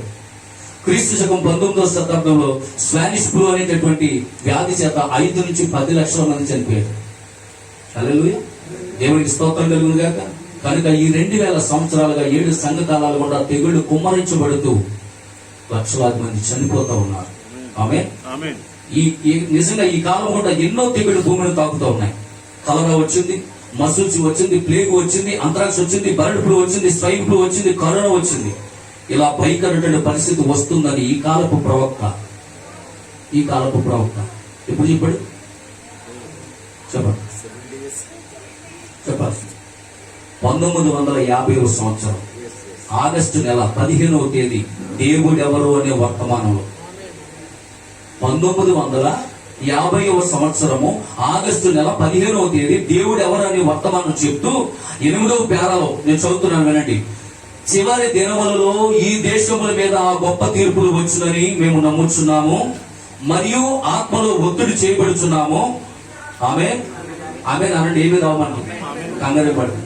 దేవుడు ఆమె రెడ్డి మళ్ళీ ఆ తీరుడు మనకు వచ్చేస్తాయేమో అని అనుకోబాకండి. హల్లెలూయా.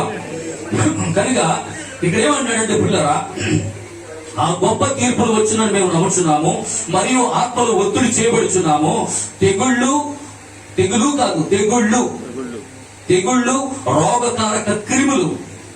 రోగకారక క్రిములు దేశములన్నిటిలో విస్తరించేందుకు ఇప్పటికే పుట్టి ఉన్నవి. ఆల్రెడీ ఇప్పటికే అవి పుట్టి ఉన్నవి. దానిని ఎలా పట్టుకోవాలో ఏ డాక్టర్కి తెలియదు. ఓ దేవా, అందు నిమిత్తమే దైవిక స్వస్థత యందు మేము నమ్మిక ఉంచవలసి ఉన్నాము. నిస్ఫోటకముల ద్వారా పేల్చివేయబడడానికి దేశము ఎప్పుడైతే క్రిములన్నిటిని పుట్టిస్తాయో అప్పుడు వాటి ద్వారా కొన్ని గంటలలోనే కొన్ని వేల మంది చనిపోవుదురు.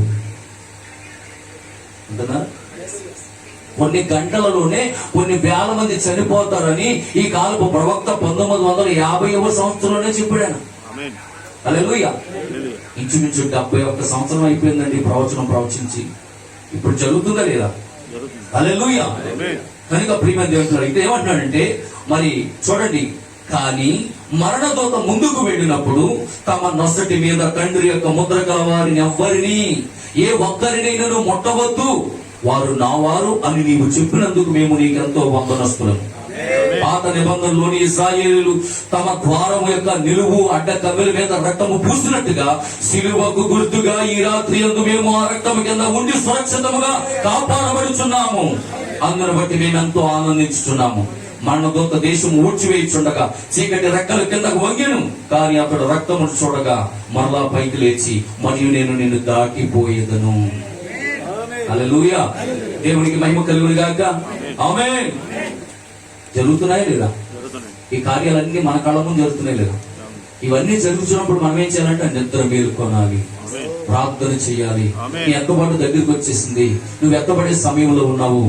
ఇంకొక వాక్యం చూస్తారా? యెహెజ్కేలు గ్రంథం 7వ అధ్యాయం 26వ వాక్యం. యెహెజ్కేలు గ్రంథం 7వ అధ్యాయము 26వ వాక్యం. త్వరగా. నాశనము వెంబడి నాశనము. ఆగండి, ఇక్కడ ఫస్ట్ వేవ్ వెంబడి సెకండ్ వేవ్. అర్థమైందా? నాశనం వెంబడి నాశనం అంటే అర్థం ఏంటి?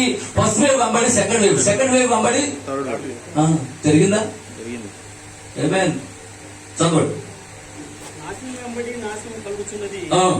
సమాచారము వెంబడి సమాచారం వచ్చుచున్నది. సమాచారం వెంబడి సమాచారం వచ్చినది. వారు ప్రవక్త యొద్ద దర్శనము కొరకు ఆ. విచారణ చేయుదురు కానీ విచారణ చేయుదురు గాని యాజకులు ఆ. ధర్మశాస్త్ర జ్ఞానులు కాకపోయిరి. ఆమేన్. ప్రవక్తల యొక్క విచారణ చేస్తారు, యాజకులు దాన్ని నమ్మడానికి వాళ్ళకి అవకాశం లేకుండా పోయింది. ప్రవక్త చెప్పిన 7 దర్శనాల్లో వింటున్నారా, ఇంకా 2 మిగిలి ఉన్నాయి. ఆల్రెడీ ఇప్పుడు స్త్రీ అమెరికాలో ఉపాధ్యక్షురాలు అయిపోయింది, అది కూడా నెరవేరిపోబోతుంది. ఇప్పుడు దాని యొక్క అర్థం తెలుసా, అధ్యక్షుడు కనుక చనిపోతే వెంటనే ఉపాధ్యక్షురాలు అధ్యక్షుడు అయిపోతుంది, దానికి ఇంకా ఎలక్షన్ ఉండదు. లాస్ట్ ఏంటంటే అమెరికా బ్లాస్టింగ్, అది ఫైనల్ 7వ దర్శనం.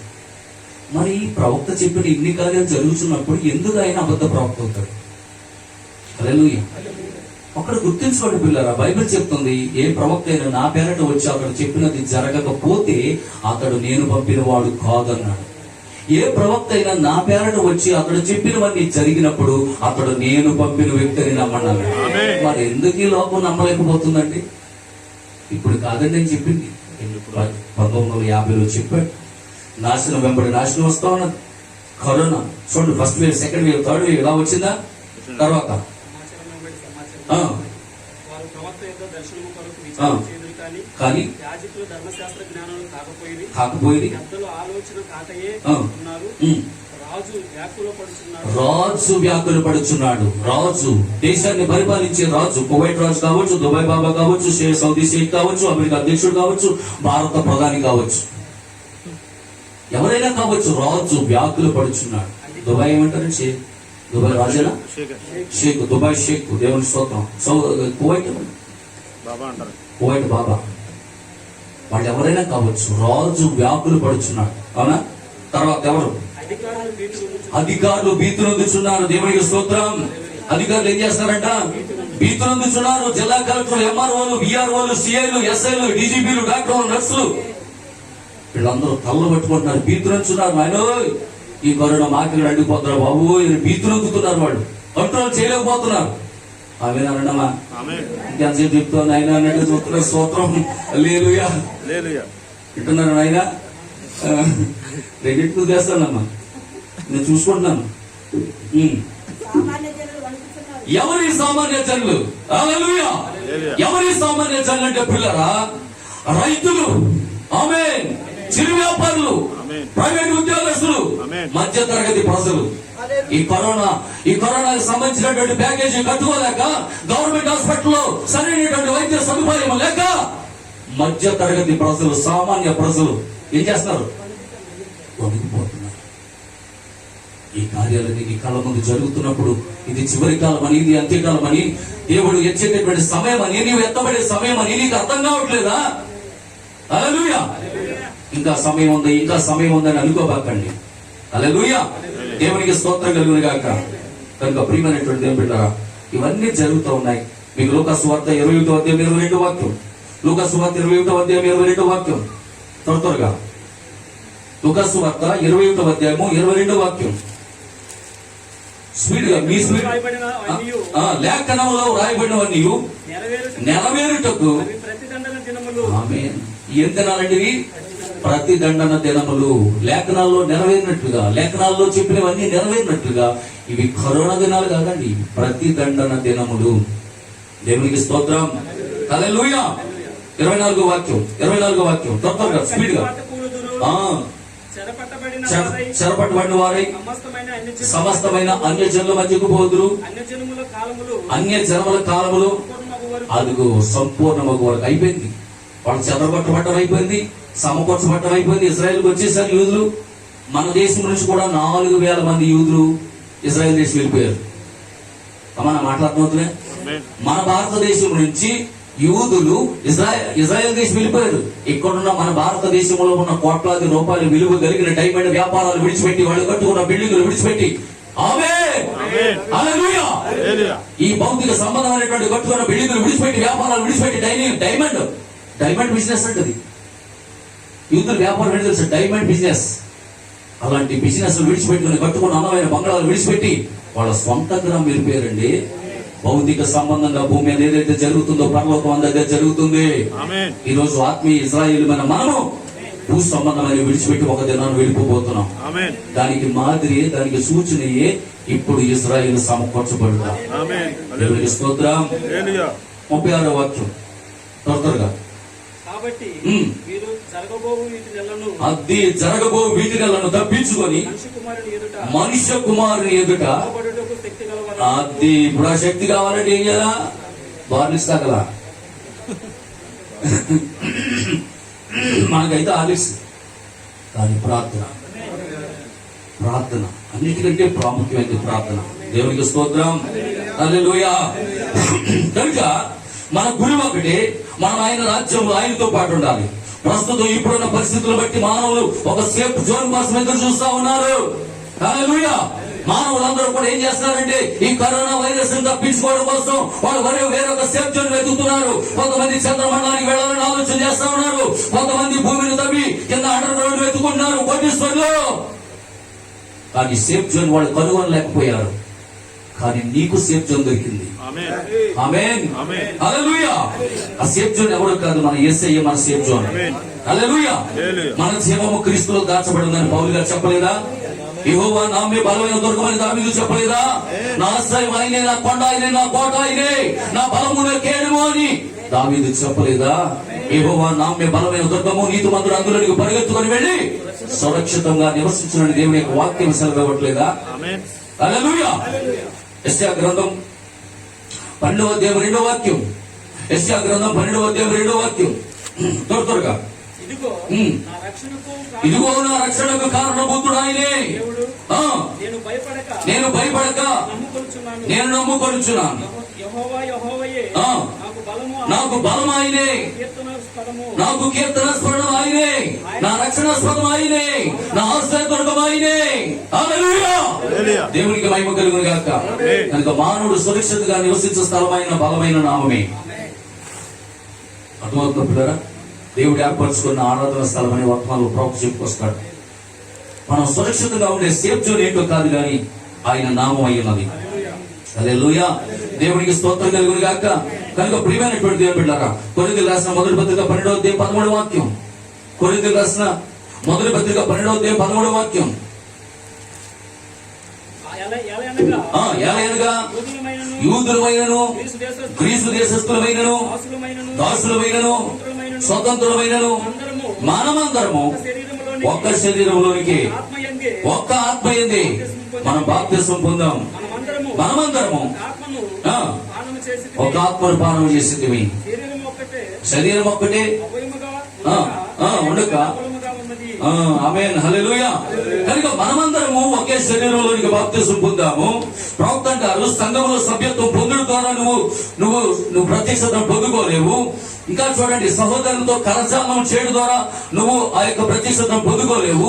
దేవునికి నువ్వు కానుకలు సమర్పించడం ద్వారా, దేవునికి దశభాగాలు అర్పించడం ద్వారా నువ్వు ఆ ప్రత్యక్షతను పొందుకోలేవు. కానీ దేవుని పరిశుద్ధాత్మ ద్వారా మాత్రమే నువ్వు ప్రత్యక్షతను పొందుకోగలవు. దేవునికి స్తోత్రం. హల్లెలూయా. దేవునికి మహిమ కలుగును గాక. కనుక దేవుని ఆత్మ పొందుకొని నువ్వు దేవుని యొక్క సన్నిధిలో ఆయన ఆత్మలో ముద్రించబడాలి.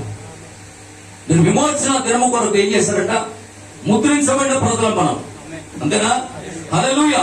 కనుక ప్రియమైనటువంటి దేవుని బిడ్డలారా, నిజంగా ఇదంతా కూడా ఒక ప్రత్యేకమైనటువంటి దేవుని ప్రణాళిక అయి ఉన్నది. యేసుక్రీస్తు ప్రభువు తన యొక్క 10 మంది శిష్యులు పిలిచి, మీరు సర్వలోకానికి వెళ్ళండి, సర్వ సృష్టికి సువార్తను ప్రకటించినాడు ఆయన. ఏమండి 12 మంది శిష్యులు? 12 మంది ఎక్కడికి వెళ్ళిపోతారండి? 12 మంది ప్రపంచం అంతా సర్వలోకానికి వెళ్ళండి, సర్వ సృష్టికి సువార్తను ప్రకటించినాడు. అప్పటికి ఏమైనా కార్లు ఉన్నాయా? అప్పటికి ఏమైనా బస్సులు ఉన్నాయా? ఏమి లేవు. ఎక్కడిపోతారు ప్రపంచానికి అందరికీ? కానీ దేవుని ప్రణాళిక. ఆ రోజు పెద్దకోసం పండుగ దినాన అనేక మంది యూదులు, అనేక మంది అక్కడున్న చూడండి, నిజంగా కొన్ని వాక్యాలు చూస్తుంటే ఇంక మీకు చెప్పడానికి చాలా సమయం లేదు, నేను ముందుకు దాటిపోతా ఉన్నాను. అక్కడ ఆ పండుగ దినాన్ని, పెద్దకోసం పండుగ దినాన అక్కడ కూడుకున్న వారు పార్తీయులు, మాదీయులు, ఎలామీలు, మెసొపొతామియలు, యోదయ, కప్పదొకియా, పొంతు, ఆసియా, ఫ్రుగియా, పంఫులియా, ఐగుప్తు అను దేశములందు కాపురమన్నవారు, మరియు కురేనే, లిబియా, రోమా, కిత్రీయులు, అరబీలు మొదలగు వారందరూ ఆ ప్రాంతానికి వచ్చేసారు. ఎక్కడికి? ఎక్కడ చెప్పండి, అగ్గుడా? స్తోత్రం ఆయన. ఇప్పుడు మీరందరూ ఎలా వచ్చారు? మీరందరూ ఎలా వచ్చారు? మహారాష్ట్ర నుంచి, తమిళనాడు నుంచి, కర్ణాటక నుంచి, ప్రకాశం జిల్లా నుంచి. అంటే ఇప్పుడు మీరు ఎలా వచ్చేసారు అందరూ? ఇప్పుడు ఇందాక పాప అమ్మ ఏం పాడతారు? కన్నడ. మీరు కన్నడనే పాడతా? దేవునికి స్తోత్రం. మీరు కన్నడ పాడారు, మాకు మాకు మాకు ముక్క అర్థం కాలేదు. కానీ యేసు ప్రభు పాడారు మాత్రం అర్థం. దేవుని స్తోత్రం. హల్లెలూయా. అవును కదా? ఇప్పుడు అలాగే అక్కడ అనేక రకాల దేశాల నుంచి అనేక భాషలు కలిగిన వారు అక్కడ వచ్చేసారు. వచ్చేది ఇప్పుడు దేవుడు ఏం చేశాడంటే, ఆ 120 మంది ఎప్పుడైతే పరిశుద్ధాత్మతో నింపబడి ప్రార్థన చేస్తా ఉన్నారో మేడగదిలో, దేవుడే దిగి వచ్చేసాడు అక్కడికి. ఇప్పుడు వారిలో ఒక్కొక్కరి మీద వాడు ఆయన, ఒక్కొక్కరికి ఒక భాష ఇచ్చేసాడు ఆయన. ఇప్పుడు ఆ వచ్చిన భాషలందరిలోనూ అన్ని భాషలో వీళ్ళు మాట్లాడి మొదలు పెట్టారు. ఇప్పుడు వాళ్ళందరికీ అర్థమైపోయింది. ఆ దేశాల నుంచి వచ్చిన వాళ్ళు అందరికీ అర్థమైపోయింది భాష. వీళ్ళందరూ దేవుడి యొక్క వాక్యాన్ని తెలిసేస్తున్నారు. ఇప్పుడు వీళ్ళందరూ వెళ్ళిపోయి తమ తమ దేశాలకు వెళ్ళి వాక్యాన్ని ఏం చేశారు? ఇప్పుడు వెళ్ళిపోయిందా లేదా? సర్వలోకానికి సదా తెలిపోయిందా లేదా? అది దేవుని ప్రణాళిక అయ్యా. హల్లెలూయా. దేవునికి మహిమ కలుగును గాక. కనుక ప్రియమైనటువంటి దేవుని బిడ్డలారా, నిజంగా మనం అంచె దినాల్లో ఉన్నాము, చివరి కాలంలో ఉన్నాము. అంచె దినాలు గడిచిపోయినాయి. కనుక ఏ వ్యక్తి అయితే పరిశుద్ధాత్మను పొందుకుంటాడో ఆ వ్యక్తి దేవుడు చెప్పినట్లుగా తన జీవితాన్ని మార్చుకుంటాడు, తన ప్రవర్తన మార్చుకుంటాడు, దేవునికి ఇష్టడుగా జీవిస్తాడు. హల్లెలూయా. వాక్యములకు లోబడి వాక్య ప్రకారం జీవించడానికి దేవుని ఆత్మ చాలా బలముగా మనకు అవసరమైనది. ఈ కాలపు వర్తమానము మనకు పరిశుద్ధాత్మను ఇచ్చినది. మనం యేసుక్రీస్తు రక్తం ద్వారా విమోచించబడ్డాం. సాయంకాలపు పునరుద్ధానం చాలా గొప్పది. ఎందుకనగా మరణము చూడకుండా ఎత్తబడే కాలం ఇదే. అర్థమవుతుందా? ఆ మీదట సజీవులపై నిలిచిండు మనం. ఎంత బాధపడిందా? డ్యూటీకి వెళ్తారా? Okay okay okay. Praise the lord. నేను రెండింటికి ముగించేస్తాను. 10 నిమిషాలు ఉందా? ఓకే, 10 నిమిషాల్లో నేను ముగిస్తాను. 10 నిమిషాల్లో నేను ముగించేసి ఇచ్చేస్తాను. హల్లెలూయా. దేవునికి స్తోత్రం కలుగును గాక. ఎప్పుడన్నా మీరు ఇలాంటి కోటాలు పెట్టుకున్నప్పుడు 2 గంటల పైన పెట్టుకోండి వాక్యం. అంటే దేవునికి స్తోత్రం. గంటన్నర ఆ వాక్యం మీకు సరిపోదు. ఆత్మీయమైనటువంటి ఆహారం, బలమైన ఆహారం కావాలి. అంత దూరం నుంచి మీరు వచ్చారంటే మీకు ఆత్మీయమైనటువంటి ఆహారం తీసుకుని వెళ్ళాలి. మీ పౌలు గారు అంటాడు, మా బాహ్య పురుషుడు పురుషించుచున్నను, అంతరంగ పురుషుడు దినదినము దినదినము దినదినము వాక్యముతో పోషించబడుతూ బలపడుతూ వీడిని కలిపేయాలా? వీడు కృషించుకోవాలా? ఈ అంతరంగ పురుషుడు, లోపల ఉన్న పురుషుడు బలపడాలా? దేవుని రాకడ కొరకు సిద్ధపడిపోవాలి, ఎత్తబడిపోవాలంటే. హల్లెలూయా. దేవునికి మహిమ కలుగును గాక. కనుక ప్రియమైనటువంటి దేవుని బిడ్డలారా, సాయంకాలపు పునరుద్ధానం చాలా గొప్పది. ఎందుకనగా మరణం చూడకుండా ఎత్తబడే కాలం ఇదే. ఆ కాలంలో ప్రారంభ శతాబ్దంలో పౌలు గారు అనుకున్నాడు, ఆ మీదట సజీవులమై నిలిచిండు మనము అన్నాడు ఆయన. ఏంటి పౌలు గారు ఏమనుకున్నాడు? నా కాలంలోనే సజీవులుగా మేమే ఎత్తబడతామని ఆయన అనుకున్నాడు. ఆయన అనాపత్త ప్రవక్త. జరిగిందా? చెప్పండి. పౌలు గారు చెప్పాడు ఆ రోజు, ఆ మీదట సజీవులమై నిలిచిండు మనము అన్నాడు. అంటే ఆయన కాలంలోనే ఎత్తబడి ఉందని ఆయన నమ్మాడా లేదా? మరి జరిగిందా? మరి ప్రవక్త బ్రహ్మ గారు ఇది నా ఒపీనియన్ అన్నాడు ఆయన. 1977లో ఒకవేళ ప్రభు రావచ్చు, అది నా వ్యక్తిగతం. అంటే కానీ ప్రవచనం చెప్పలేదు ఆయన. దేవుడికి స్తోత్రం. అంటే ఆయన ఆ కాలంలో ఇదే ఎత్తబడే కాలం అని ఆయన అనుకున్నాడు. కానీ ప్రియులరా, ఇదిగో మనము జీవించుకున్న ఈ కాలం, ఇది చివరి కాలము, ఇది ఎత్తబడే కాలమై ఉన్నది. హల్లెలూయా. కాబట్టి మనం ఎంతో ధన్యులమై ఉన్నాం. మనమందరము రెప్పపాట్లో మార్పు చెందబోతున్నాం. భగవంతుడు దేవుని మనం కలుసుకోబోతున్నాం. ఆమేన్. ఆల్రెడీ ఆయన 1963 ఫిబ్రవరి 28న సన్సెట్ పర్వతం మీద ఆయన చేరుకున్నాడు. నీ పెండ్లి కుమారుడు వచ్చేసాడు. నువ్వు సిద్ధపడిపోవడమే ఆలస్యం. ఆల్రెడీ వధువు అంట సిద్ధపడిపోయింది. అంతేనే కదా? ఆల్రెడీ వధువు సిద్ధపడిపోయింది. దేవునికి స్తోత్రం. హల్లెలూయా. 7 ఉత్తర వర్తమానం మన జీవితాన్ని ఎంతో ప్రభావితం చేసింది. ఆమేన్. హల్లెలూయా. దేవునికి మహిమ కలుగును గాక. ఇంకా మనం కొన్ని విషయాలు మీకు చెప్పేసి నేను ముగిస్తాను. హల్లెలూయా. దేవునికి మహిమ కలుగును గాక. పిల్లలు ఒక్క విషయం గమనించండి, దేవుడు హెచ్చరిక చేయకుండా ఏది చేయడు. అలా చేస్తే ఆయన అన్యాయస్తుడగును. సువార్తే ఒక హెచ్చరిక, సువార్తే సంరక్షణ. హాలీవుడ్ సువార్త మెరుపునిస్తుంది, సత్య సువార్త మండిస్తుంది. హాలీవుడ్ సువార్త ఏం చేస్తుందండి? మెరుస్తాయి. లైటింగ్ పెడతారు, బ్యానర్లు పెడతారు, పెద్ద పెద్ద అన్ని చేస్తూ ఉంటారు. అవునా? డిస్కో లైట్లు పెడతారు, డాన్స్ పార్టీలు ఉంటాయి. అన్ని ఉంటాయి అక్కడ. కానీ సత్య సువార్త ఏం చేస్తుంది ఇక్కడ? మండిస్తూ ఉంటది. హల్లెలూయా, దేవునికి మహిమ కలుగును గాక. ఆమేన్. ఆది నుండి ఉన్న బోధ మేము చెప్పేది, ఇది కొత్త బోధ ఏమీ కాదండి. అందుకే పౌలు అన్నాడు, మా బోధ గౌరవమైనది కాదు, మా బోధ మోసయుక్తమైనది కాదు, మా బోధ చెప్పాలి. హల్లెలూయా, దేవునికి మహిమ కలుగును గాక. మనం క్రీస్తు రెండవ రాకడ కొరకు ఎదురు చూస్తున్నాము. ఇది ఒక రహస్య రాకడ అయి ఉన్నది. ఈ రోజు భూమి మీద జరుగుతున్న సువార్త సభలు నీకు ఎత్తబడి విశ్వాసాన్ని తీసుకురాలేవు. భూమి మీద ఇప్పుడు ఎన్నో సువార్త కూడా జరుగుతున్నాయి. మన ప్రవక్త తెలుసా, వధువు ఎత్తబడిన తర్వాత కూడా సువార్త కూడా జరుగుతాయి. వాళ్ళు ఇంకా స్వార్థ కూడా పెట్టుకుంటారంట. వాళ్ళు ఇంకా ఉపవాస పండుగలు, అక్టోబర్ నెలలో ఉపవాస పండుగలు పెట్టుకుంటారంటాడు. అవన్నీ జరుగుతూనే ఉంటాయంట, కానీ వధువు ఎత్తబడిపోతాడు. ఆమేన్, హల్లెలూయా. కనుక ప్రియమైన దేవుని ద్వారా నిజంగా చూడండి, నీకు ఇప్పుడు జరిగేటటువంటి ఈ సువార్త సభలు నీకు ఎత్తబడి విశ్వాసాన్ని తీసుకురాలేవు. అవి కేవలం మారు మనస్సు బాప్తిస్మముతో మాత్రమే నడిపించును, కానీ శుద్ధీకరణ తీసుకురాలేవు. పరిశుద్ధాత్మ బాప్తిస్మం తీసుకురాలేవు అవి. హల్లెలూయా, దేవునికి స్తోత్రం కలుగును గాక. కనుక పిల్లరా, ఈ కాలం వర్తమానం అవసరం. ఎందుకనగా అది నీకు ఎత్తబడి విశ్వాసం తీసుకొస్తుంది, నీ జీవితాన్ని శుద్ధి చేస్తా ఉన్నది. సువార్తను తులసివేసే వారికి అది రాత్రి అంటున్నాడు ప్రవక్త. సువార్తను విశ్వసించిన వాడికంట అది పగలంట. కావలివాడా, రాత్రి ఎంత వేళ అయిందే? ఆయన ఏమంటాడు తెలుసా, రాత్రి 9 లేకపోతే ఉదయం 10 అని అనలేదు. ఉదయం అగును, రాత్రి అగును అంటే దేవునికి స్తోత్రం కదా. హల్లెలూయా, అర్థమవుతా లేదా? అందుకే ప్రవక్త ఏమంటే తెలిసి వర్తమానంలో సువార్తను నమ్మిన వాడికి ఈ మధ్య పగలంట, నమ్మని వాడికి అది రాత్రి అంట. దేవునికి స్తోత్రం, హల్లెలూయా. చూడండి, లోకంలో ఎన్నో సంఘాలు ఉండొచ్చు, కానీ అందరికీ దేవుడు ఒక్కడే, వాక్యం ఒక్కటే. కాలాలు మారొచ్చు, తరాలు మారొచ్చు, యుగాలు మారొచ్చు, మనుషులు మారొచ్చు, దేవుడు మారని వాడు. ఆయన వాక్యము మారదు. సువార్త అనేది మొదటిగా యూదుల యొద్దకు వెళ్ళింది, వారు దాన్ని త్రోసివేశారు.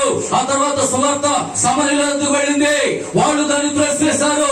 ఆ తర్వాత సువార్త అన్య జనులమైన మన యొద్దకు వచ్చినప్పుడు హల్లెలూయా, దేవునికి మహిమ కలుగును గాక. కనుక ఈ రోజు నువ్వు త్రోసివేయద్దు దాన్ని. ఆమేన్, హల్లెలూయా.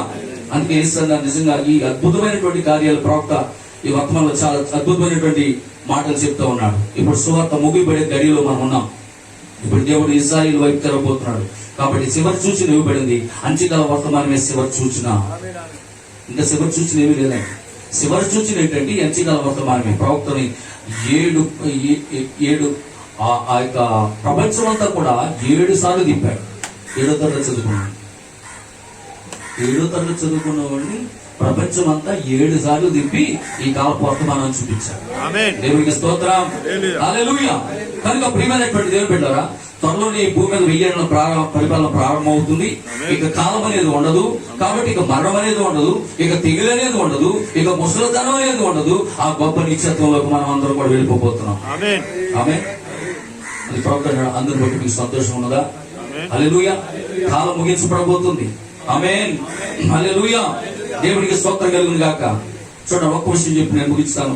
ప్రకటన 6:11 చదవండి. ప్రకటన గ్రంథం 6వ అధ్యాయం 11వ వాక్యం. ప్రకటన గ్రంథం 6వ అధ్యాయము 11వ వాక్యం. ప్రకటన గ్రంథము తెల్లని వస్త్రము. అవ్వండి, ఇక్కడ చెప్పే మాట 2 మాటలు శ్రద్ధగానండి. తెల్లని వస్త్రము వారిలో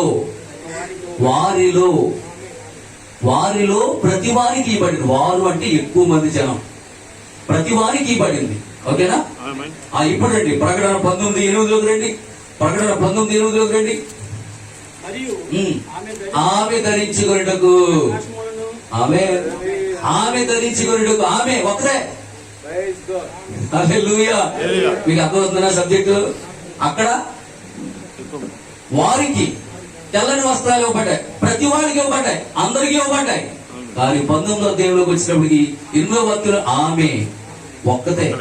ఈమెకి ఏమివ్వబడ్డాయి చెప్పాలి? నార బట్టలు, ప్రకాశమానములను, నిర్మలమైన సన్నని నార బట్టలు ఆమెకి ఇవ్వబడ్డాయి. ఇప్పుడు నువ్వు సన్నపు నార బట్టలు కట్టుకున్నావా, తెల్లని వస్త్రాలు ధరించుకున్నావా? తెల్లని వస్త్రాలు ధరించుకున్న వాళ్ళు అనేక మంది ఉన్నారు అక్కడ.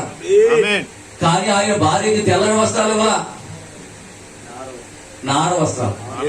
ఎందుకంటే ఆయన ఆల్రెడీ నార వస్త్రాలు ధరించి ఉన్నాడు. అదే పరిశుద్ధుల నీతి. ఆమేన్. హల్లెలూయా. ఆయనకు ఆల్రెడీ నార వస్త్రాలు చుట్టారా? చూడండి, మీకు డౌట్ అయితే యోహాను సువార్త 20:4 చూడండి.